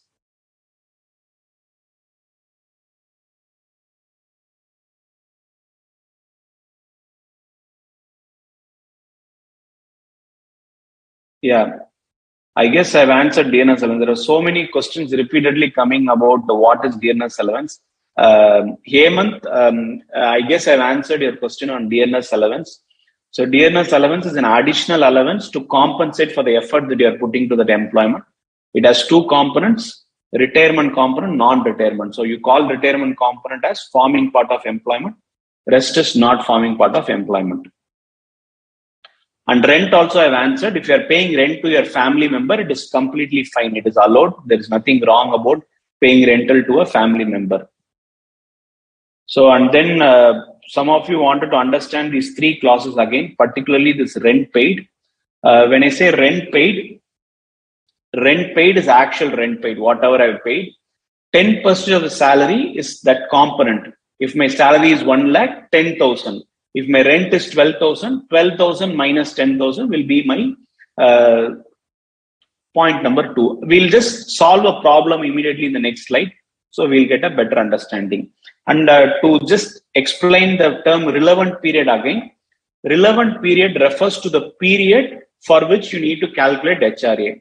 Let's say you have worked in an organization for 8 months. HRA also should be calculated only for 8 months. If you are paying rental, varied rental, first 6 months, first 4 months you are paying one rental, next 8 months you are paying different rental, HRA has to be accordingly calculated. So whatever you are calculating is for that period, relevant period for which you are paying that rental, you are collecting that salary. So the relevant period is the period in which you are staying in that place, you are working in that organization. So that is what is called relevant period. So as the word says, which the said accommodation was occupied by the assessee. So only for the period you are actually staying in a particular accommodation, you must calculate house rent allowance. So we'll go into a problem to understand this house rent allowance. So Mr. Kumar has the following receipts, following details from his employer for the previous year, 21-22. So he has a basic pay of 40,000. He has a dearness allowance of 6,000, and it is forming part of retirement benefit. Okay, so as you said, it's forming part of employment. Commission, see the word annual. So commission is paid annually, 50,000. What should you understand here? When commission is paid annually 50,000, which means what? Commission is not a fixed percentage of turnover, correct? Because for the purpose of house rent allowance, we need to take 3 components: basic salary, dearness allowance forming part of retirement benefits, plus commission as a fixed percentage of turnover. So fixed commission is not allowed. Fixed percentage of turnover is only an eligible proportion. So that is one there. Motor car for personal use, house rent allowance is given 15,000. Rent paid in Kanpur 16,000. So these are the details given to us. So for these details, whatever we have provided, now we need to calculate house rent allowance. Shall we? So we'll just go into solving this problem. I'll just specify it as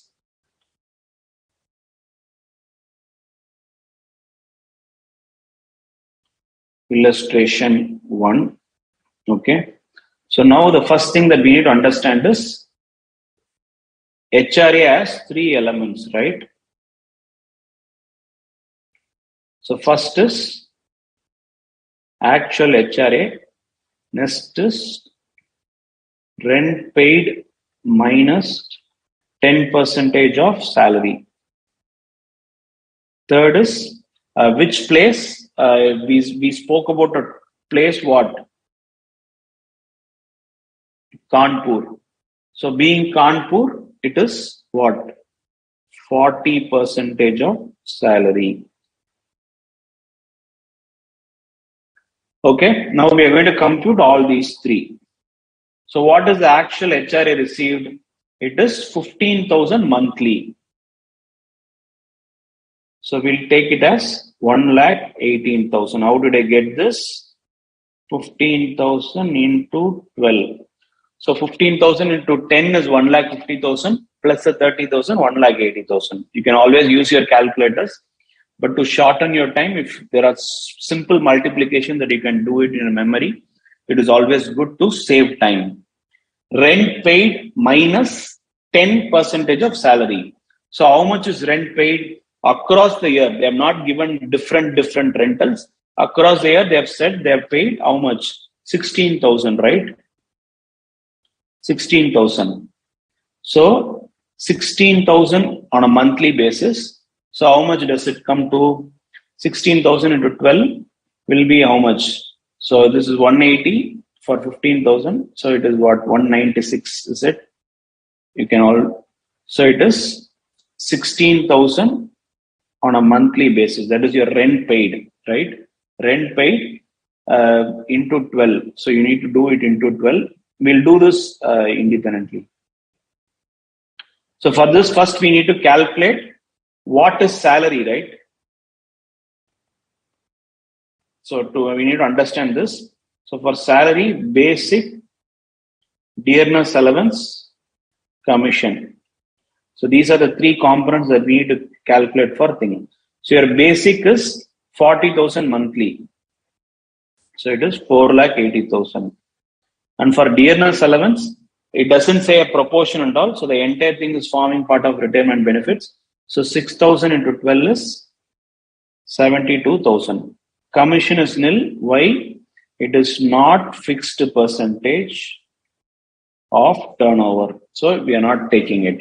So the total salary for the purpose of calculating HRA is 5,52,000. So this 5,52,000 is your total thing. So on this, you are taking rent paid of the thing, that is 2,32,000. How do you get this 2,32,000? Which is nothing but 16,000 into 12. So that is 192, right? I'm sorry.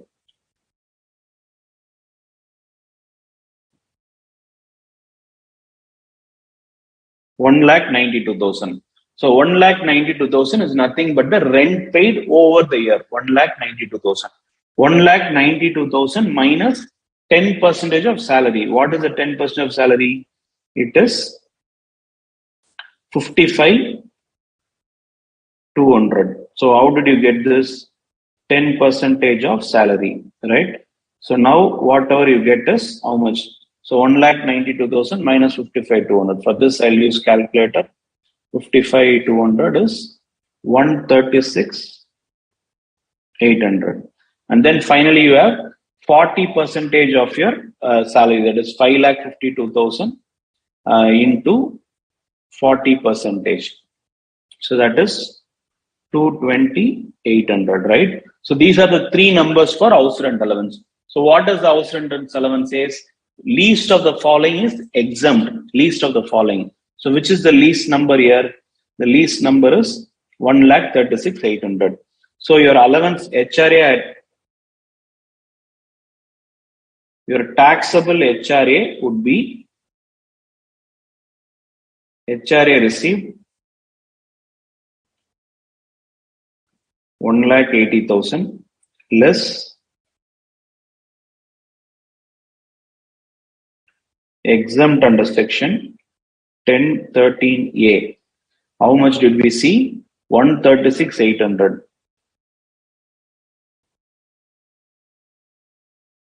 So taxable HRA would be how much? 43,200, right? Just check if my math is correct.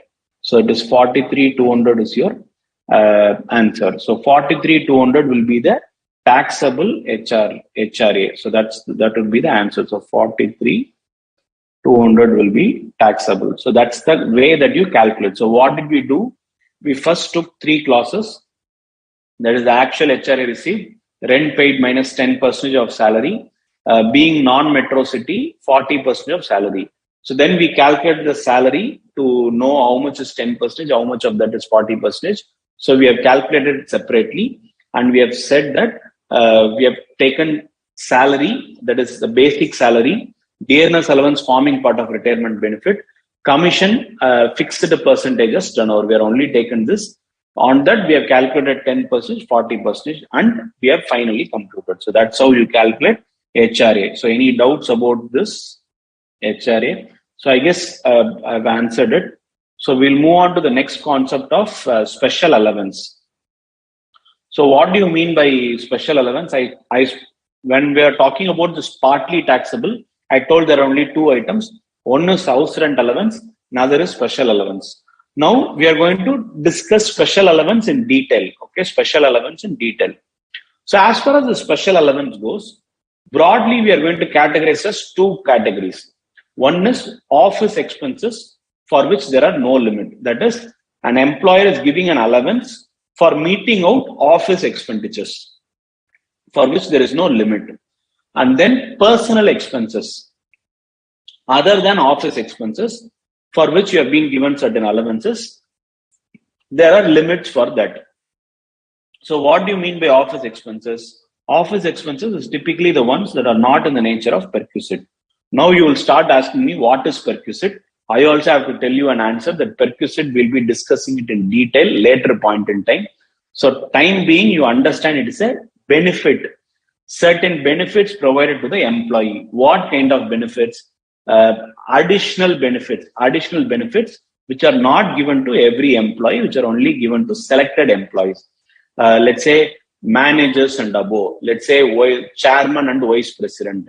So for such people, you give special benefits. What benefits? You might give them a housing accommodation. You might give them a motor car for usage. So all these things. So for specific set of employees, you give them certain benefits. So that's what is called as perquisites. So perks is a common English word. So which is basically a additional benefit provided to an employee.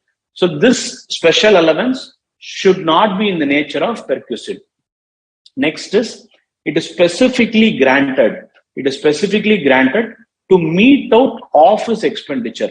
To meet out wholly, necessarily, exclusively for the purpose of office duties. So whatever allowance we are talking about as special allowance, the first part which is related to office expense should be wholly, necessarily and exclusively for that particular office expenditure. So only then it is eligible as office expenses.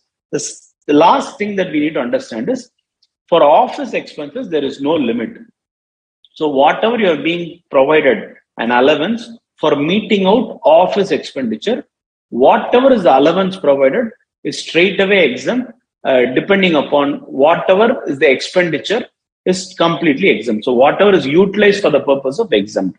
So that is for office expenses for which where there is no limit. So let me repeat, office expenses for which there are no limit refers to expenditure, refers to allowances which are not in the nature of perquisite. That's the first thing. The second thing is, such allowances are specifically provided to meet expenditure which are wholly, necessarily, exclusively for the purpose of performing office duties. So that's another thing. And last thing is, there is no limit of allowance. So whatever is actually spent for office expenses can be claimed as an allowance to the extent received from the employer. So how can we go about it? Let's say expense is 100. Employer gives 80. So in this case, 80 is exempt. If employer has given 120, 100 only is exempt. 20 becomes taxable because expense or the amount received by the employer, whichever is lower is only exempt. So that is what we are saying. There is no limit on the amount in which employee can receive from employer. Whatever is utilized for the purpose is exempt. Clear? So this is what is about the first category. The second category is personal expenses. So here it is purely for meeting out personal expenditure. So it is not specifically for performing something in the office. It's something else, right? So that personal allowances will be provided to him for meeting out personal expenditures in the place where he is working or place where he is residing. So it is basically for meeting out his personal expenditure in the place where he is residing or place where he is working. Clear? So that's what is called as your special allowances relating to personal nature. For every allowances listed as special allowance, there is a limit. For example, I'll just take you back to an earlier slide where we said transport allowance for blind, deaf, orthopedically handicapped is exempt up to 3,200 per month. So that's the limit, right? So that falls under special allowance. So transport allowance for blind, deaf and orthopedically handicapped is exempt up to 3,200 per month. If you are receiving 4,800 is taxable. If you are receiving 3,000 is exempt. Clear? So that's how this must be worked upon. So special allowance is broadly split into two: office expense, personal expense. office expense or expense that are not in the nature of perquisite, that are specifically provided to meet office expenditure, which are wholly necessarily exclusively for meeting out that office duties. And the next thing is there is no limit on that. So whatever amount received by the employer is actually exempt to the extent it is actually utilized. So that's the thing. And personal expenses, to meet out personal expenses in the place where you are residing or in the place where you are working. So such expenses are basically exempt to a limit. So based on a limit, it is exempt. So that's what special allowance is about. So we'll discuss some of the office expenses that we are talking about. The first category, right? No limit. So we'll discuss some of them. The first is traveling allowance. What do you mean by traveling allowance? Basically, I'm transferring, okay? I'm currently working in Mumbai. Now I'm moving to a new company in Chennai. Now the Chennai company organization says, whatever cost that you're incurring to travel from Mumbai to Chennai, I will pay you. So this is called traveling allowance. So this is for the sake of transfer, right?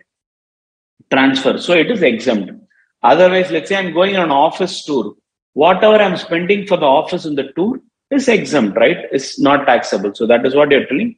Cost of travel on tour or transfer is not is a special allowance which is exempt to the extent reimbursed by the employer. Daily allowance. So what do you mean by daily allowance? So daily allowance is basically to meet out your daily expenditures, routine expenditures for which you're actually calculating. So again, the purpose of this allowance is I'm actually native of, let's say, Mumbai. I'm working in Chennai. Since I'm working away from a place where I belong to, they might give me some daily allowance. So and it could also happen for marketing people. A marketing person working in a particular location. So just for the sake of working outside that place, whatever daily allowance is actually provided to him. Whatever he has spent, so the daily charges is the expenditure. So typically the exemption is like receipt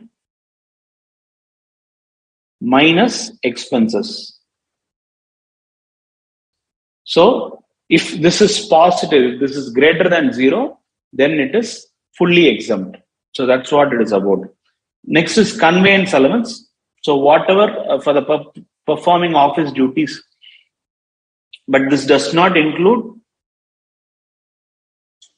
home to office. Whatever conveyance you are referring here is outside your traveling between home to office. So any other conveyance, if you are provided, let's say I'm traveling to from a particular location to another location within the same city. So then that conveyance allowance is actually not taxable to the extent it is reimbursed. Next is cost of helper. If someone is helping you in performing your engagement duties, whatever allowances being provided to meet that allowances is exempt. Research allowance, allowance to encourage research facilities, research curriculum is also exempt to the extent that it is reimbursed. There is a small text that I've given here. If I try to explain this, I am not sure whether you would have gone through this section. So when you have actually discussed about tax rates, you would have discussed about an optional tax rate specified under section 115 BAC. So if you want to choose that optional rate, this research allowance is fully taxable. So according to 115 BAC, whatever research allowance you are receiving is fully taxable. And similarly, uniform allowance. So what is uniform allowance? Purchase or maintenance of uniform. For this also, if you have opted 115 BAC, there is no exemption. It is fully becomes taxable. So that is about your special allowance. So special allowance exemptions are provided under clause 14 of section 10. So these are the office related expenses. To meet out office related expenses, you have been given certain allowances for which it is actually not taxable. Okay, so the next one, this is what I said. We only said there are two items, house rent allowance and special allowance. But special allowance has so many list of items, how much to remember, how difficult to remember. Probably I'll try to give my inputs here and there, but definitely there is a big chunk of items. Probably I can tell you what is more questioned in the exams, or that is purely my own perceptions. But otherwise, the list of special elements that we are going to discuss here is around, I guess it's around 15 items or something. All these 15 items will have a limit, will have a purpose, will have a limit. So what is this? Any special, we'll go through that one by one.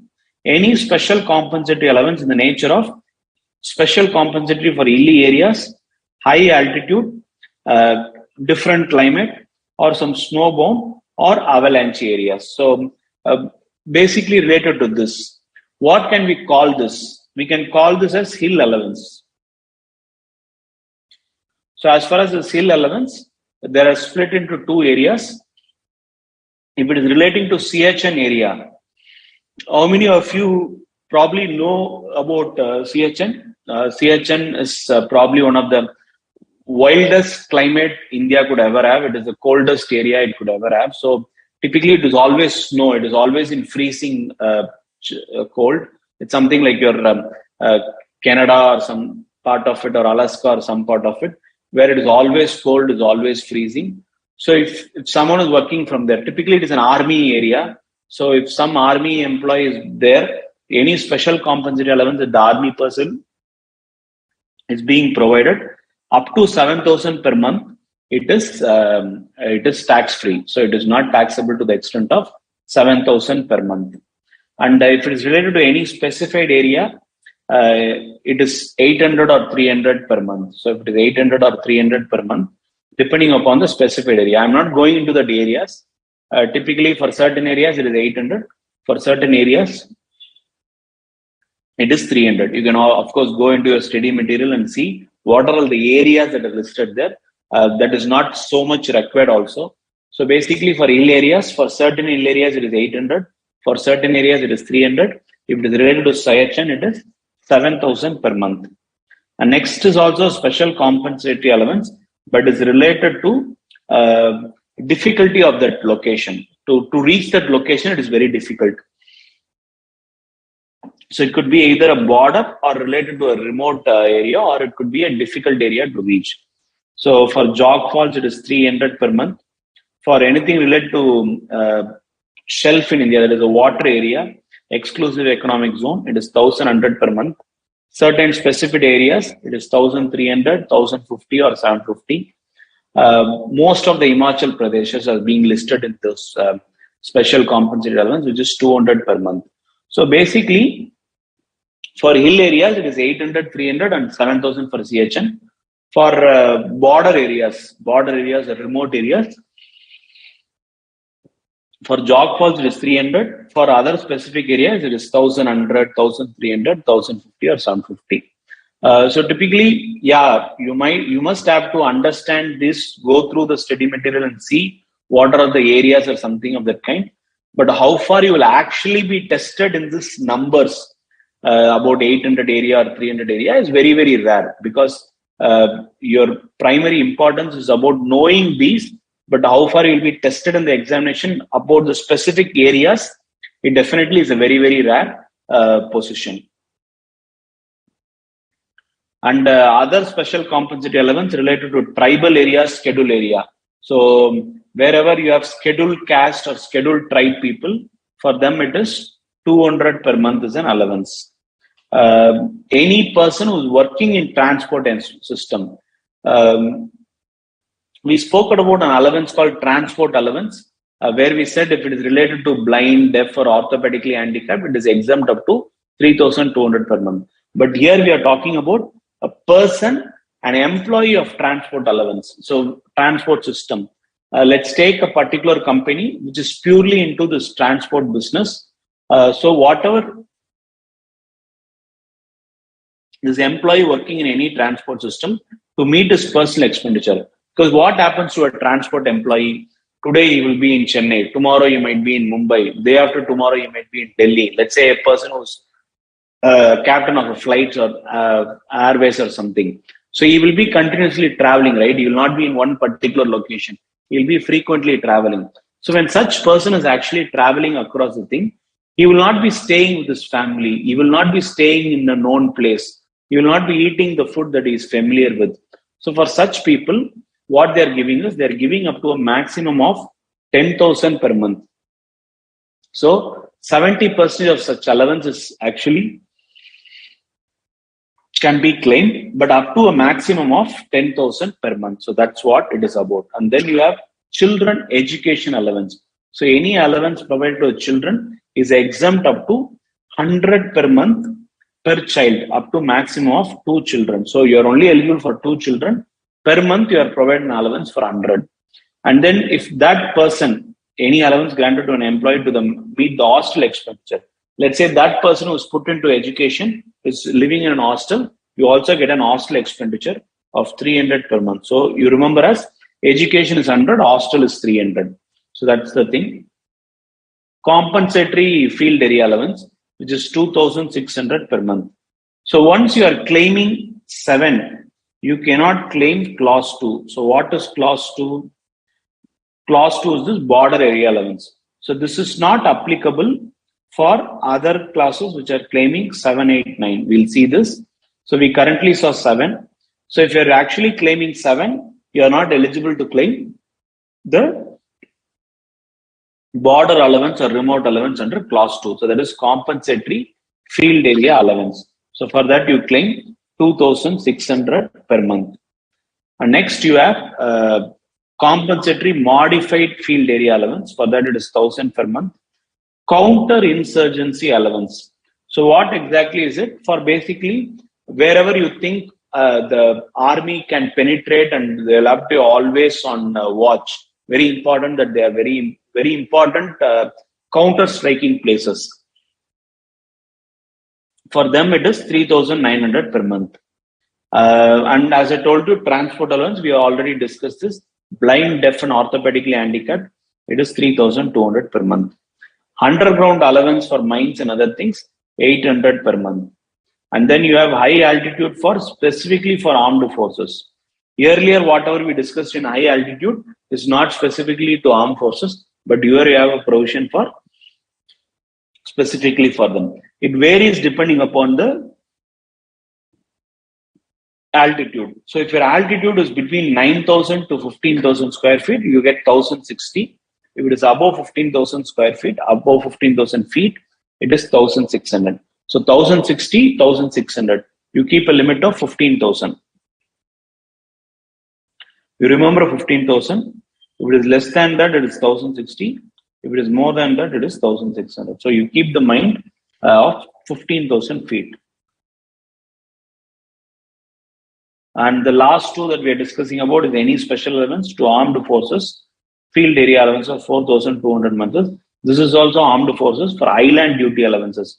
So if you are specifically placed in Andaman Nicobar and Lakshadweep group of islands, you get a benefit of 3,250 per month. So that's what the provisions is about.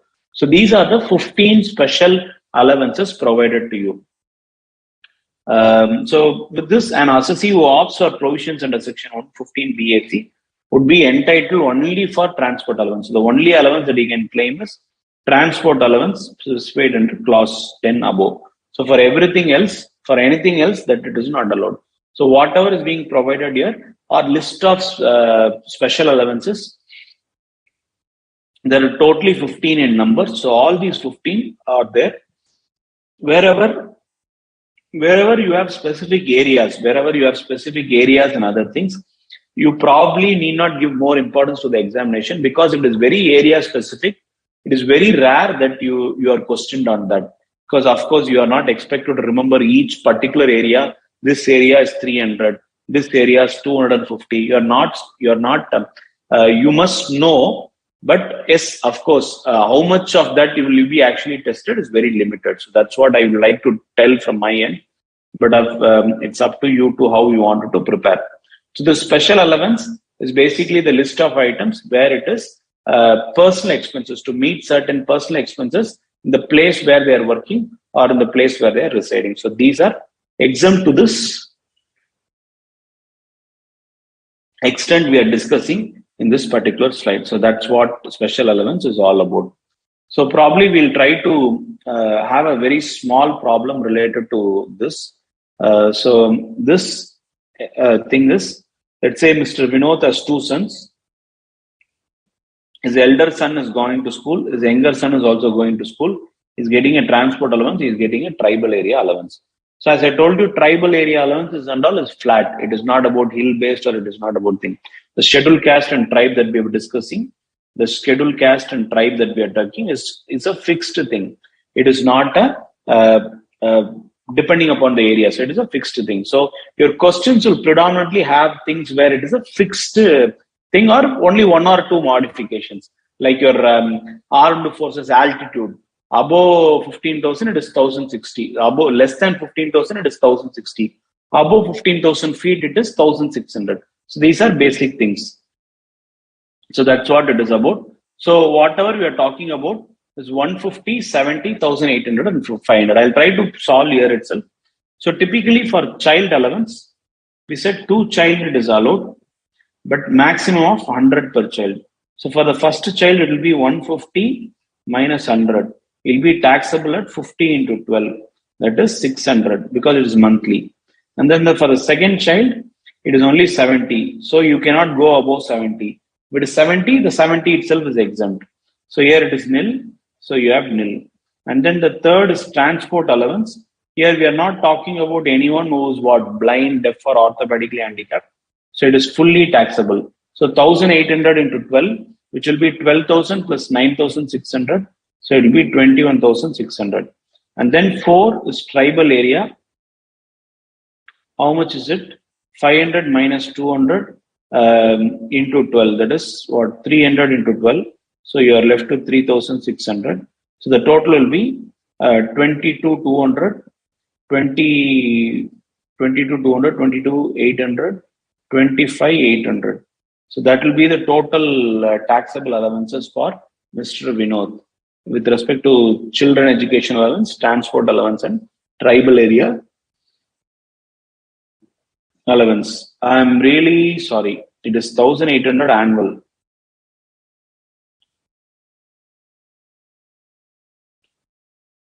So this will not be 21,600. It's my bad.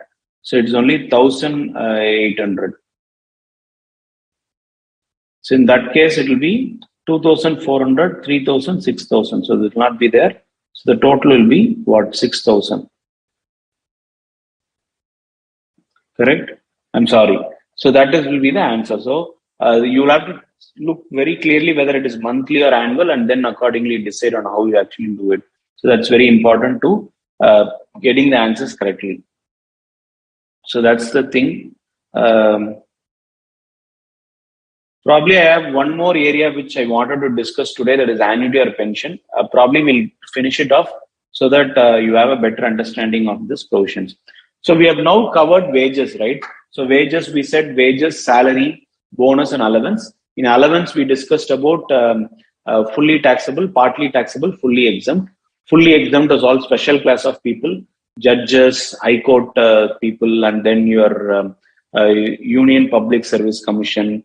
All those things is what we discussed in fully exempt. Fully taxable, we saw dearness allowance, overtime allowance, servant allowance, all those things we saw in fully taxable thing. And then we saw partly taxable. We discussed about house rent allowance. We discussed about special allowance for office expenses or personal expenses. We discussed about how it is calculated, how exemption is arrived at. So that is all about your special allowances also. So now we'll move on to the next category of the definition, salary. 17.1, we said salary includes wages. We have completed that. We are coming to the second point, which is relating to annuity or pension. So annuity or pension is more or less the same term, okay, but I'll just slightly deviate.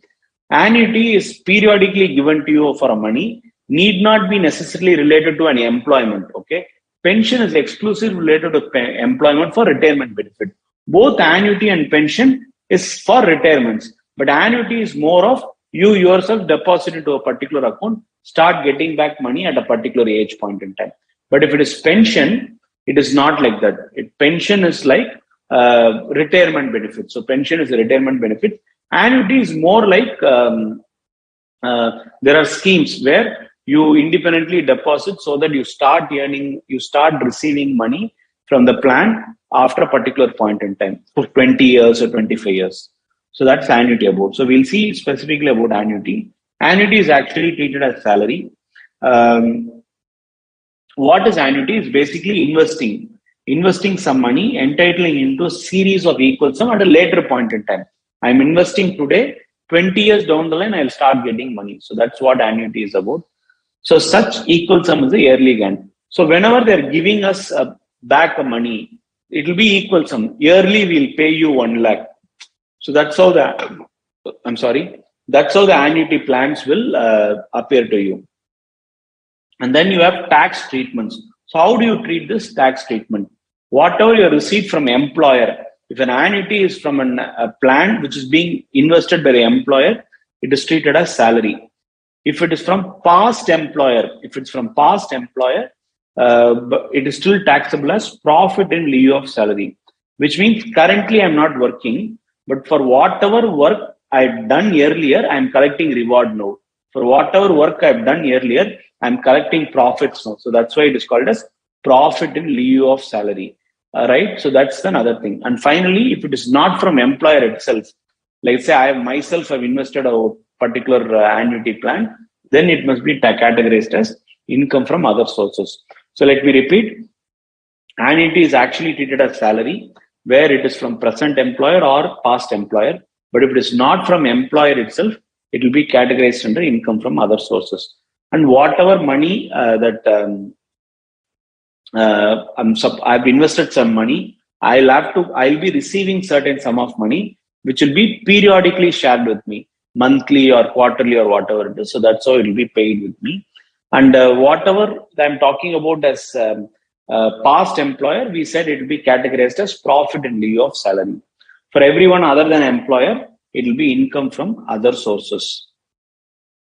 So what is pension? Pension is also periodical employment, but typically it will be for government employees. So government employees, or sometimes it will be for other employers also, depending upon the organization. So now there are two types of pension. One is uncommuted, another is commuted. So when you say uncommuted, it means that it is received periodically. When you say uncommuted, you mean to say that it is received periodically. Let's keep it this way. Every month I'll give you 10,000. That is periodically, right? So if you're going to receive it on a regular basis, every quarter I'll pay you 30,000. So if you're going to receive it periodically, it is called as uncommuted, and it is taxable to all employees. So whoever is the employee, if they're receiving uncommuted pension, be it government employee or not a government employee, it is straight away taxable for uncommuted. For commuted employees, so for commuted pensions, if it is lump sum, basically a commuted pension will be like a whole amount. It will be a bulk amount. Put together, I'll give you 6 lakhs, I'll give you 7 lakhs. So the whole amount, the lump sum amount, whole or part, is basically partially exempt. Okay. So the pension is a periodical payment by government or a particular employer for past services done by the government. The types of pension are uncommuted, commuted.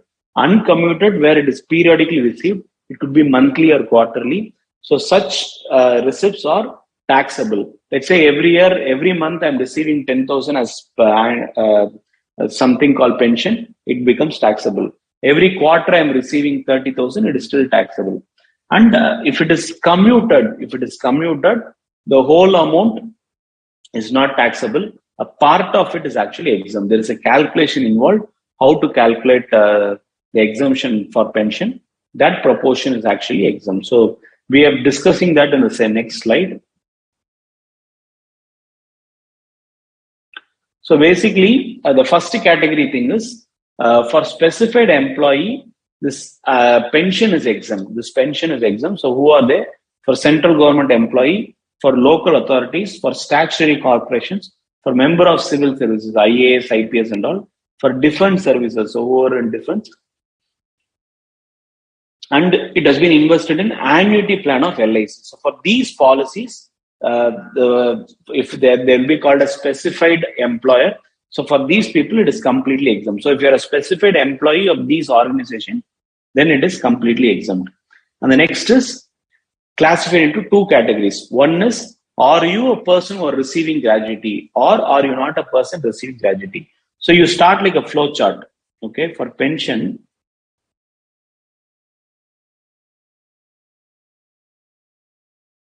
actually I'll put it this way.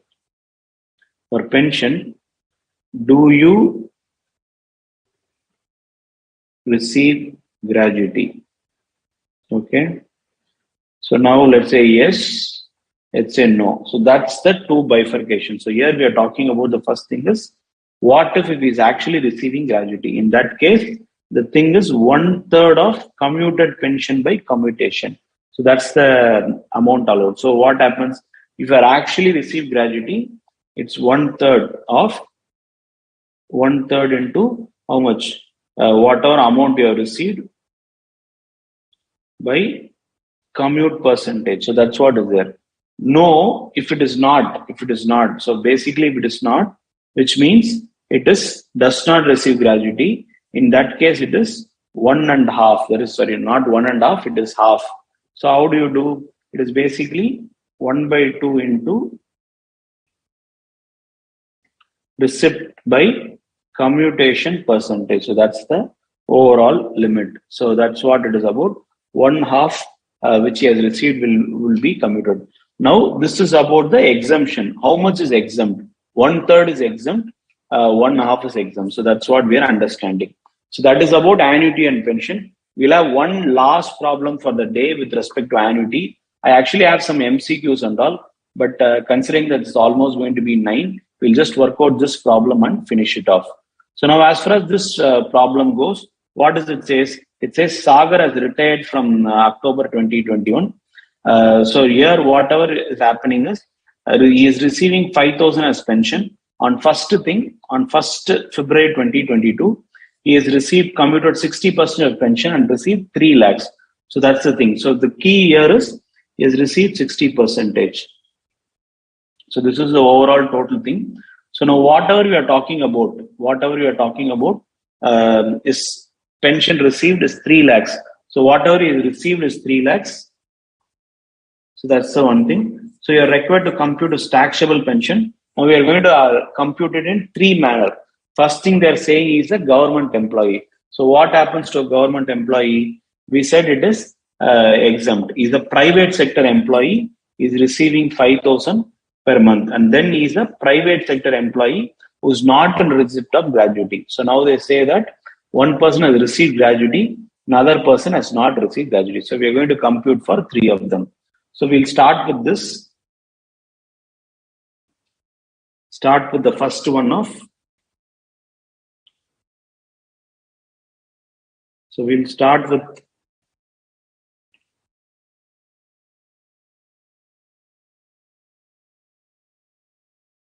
government employee. So first thing that we need to understand is uncommuted. So for uncommuted, there is 2 parts, okay? First phase, second phase. So what is happening? He has been receiving 5,000 per month as pension, correct? Okay. But on 1st February 2022, he commuted 60%. So which means for February and March, it's a different amount. So whereas during October, November, December, January, for 4 months. So for 4 months, he has received a separate amount. So we'll have to calculate how. We'll have to say 4,000 into 4. Next 4%, the next, 5,000, right? The next part, what did they say? In February, he has got commuted. How much has he commuted? 60%. So which means for the 40% only, he is going to receive this uncommuted. So we'll have to say 5,000 into 2 into 40%. So he's receiving only 40% of it. So that's what it is about. So this is how much? 20,000. So 5,000 into 2 is 10,000. 10,000 into 40% is 4,000. Correct? So 24,000 is the uncommuted pension. And for commuted, for government employee, what happens? Completely exempt, right? So received is what? 3 lakhs, right? Less exempt. So nil. So the total thing is 24,000. That is for government employee. The second thing we are going to talk about, covered under gratuity, right? So that's the second category. So we'll do the same thing. We'll understand first is uncommuted. I'm not going to work uncommuted again because uncommuted will remain same for all employees because it is taxable across the employee life. So for commuted, the formula for persons who are covered under Gratuity Act, how much is there? One third into, we'll actually have to put it as how much for commuted is received is 3 lakhs. So exempt is 1 by 3 into he has received 3 lakhs. How much is this 3 lakhs? Whatever he has shared is 60%. So this is what we'll have to do to calculate the thing. So what is it? It is 3 lakh divided by 60%. What is 60%? Is whatever he has been doing it.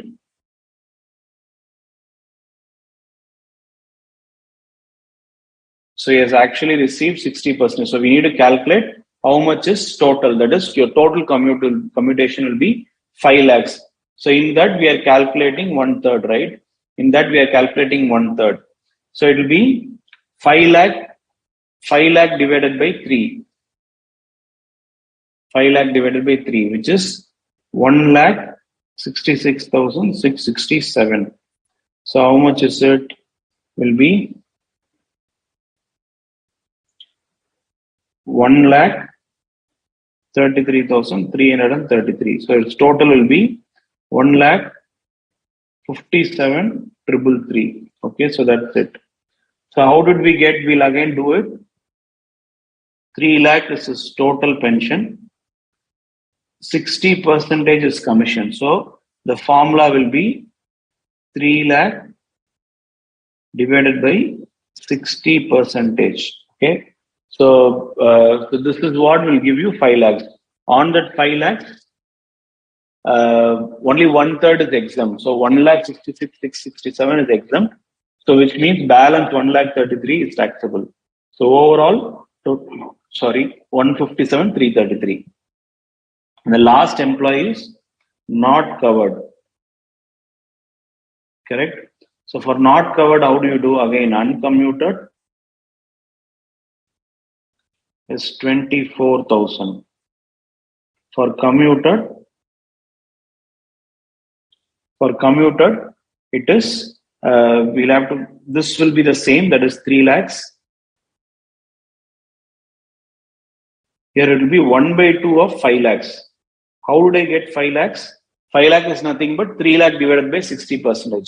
So 3 lakh, so this is nothing but 3 lakh divided by 60%. So this will be 2,50,000. Correct? So 50,000 will be taxable. So totally 74,000 will actually be taxable in the hands of this, each of them. Okay, clear? So that's what it is about. So in this case, it will be 74,000. So these are the ways that you calculate this pension. So now I'll just rush through some of the questions and then see. As far as this gratuity is concerned, we'll discuss in next class. We'll start with gratuity only. And of course, I have some multiple choice questions. So whatever you have studied today, I'll upload it today. You can just refresh it so that when you're meeting in the next session, once you have recapped this to an extent, you will be able to answer the multiple choice questions that I have that we'll be discussing in the next session. So that will be there. Yeah. So is it necessary to learn all the amount of exemptions? As I told you, wherever there is a flat amount, it's better, but typically the question will be primarily related to your children allowance or something of that kind only.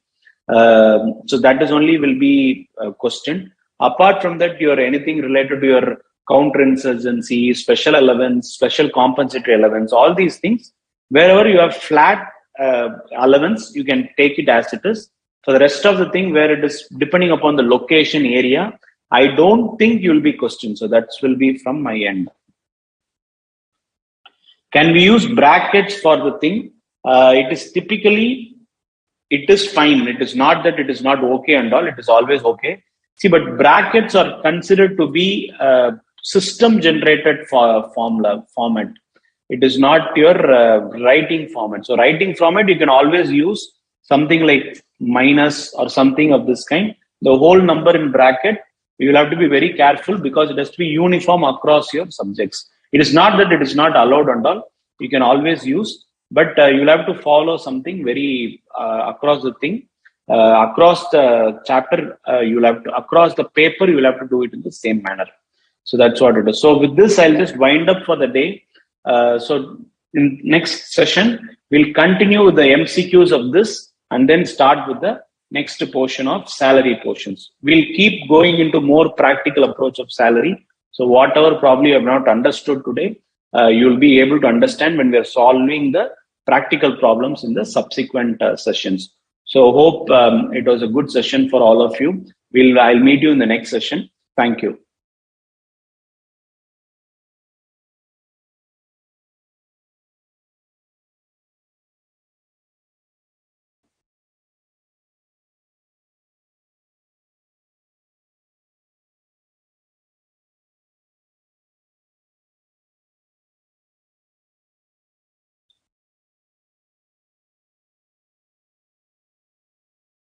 Yeah, concluded. Thanks a lot. Thank you. Thanks a lot.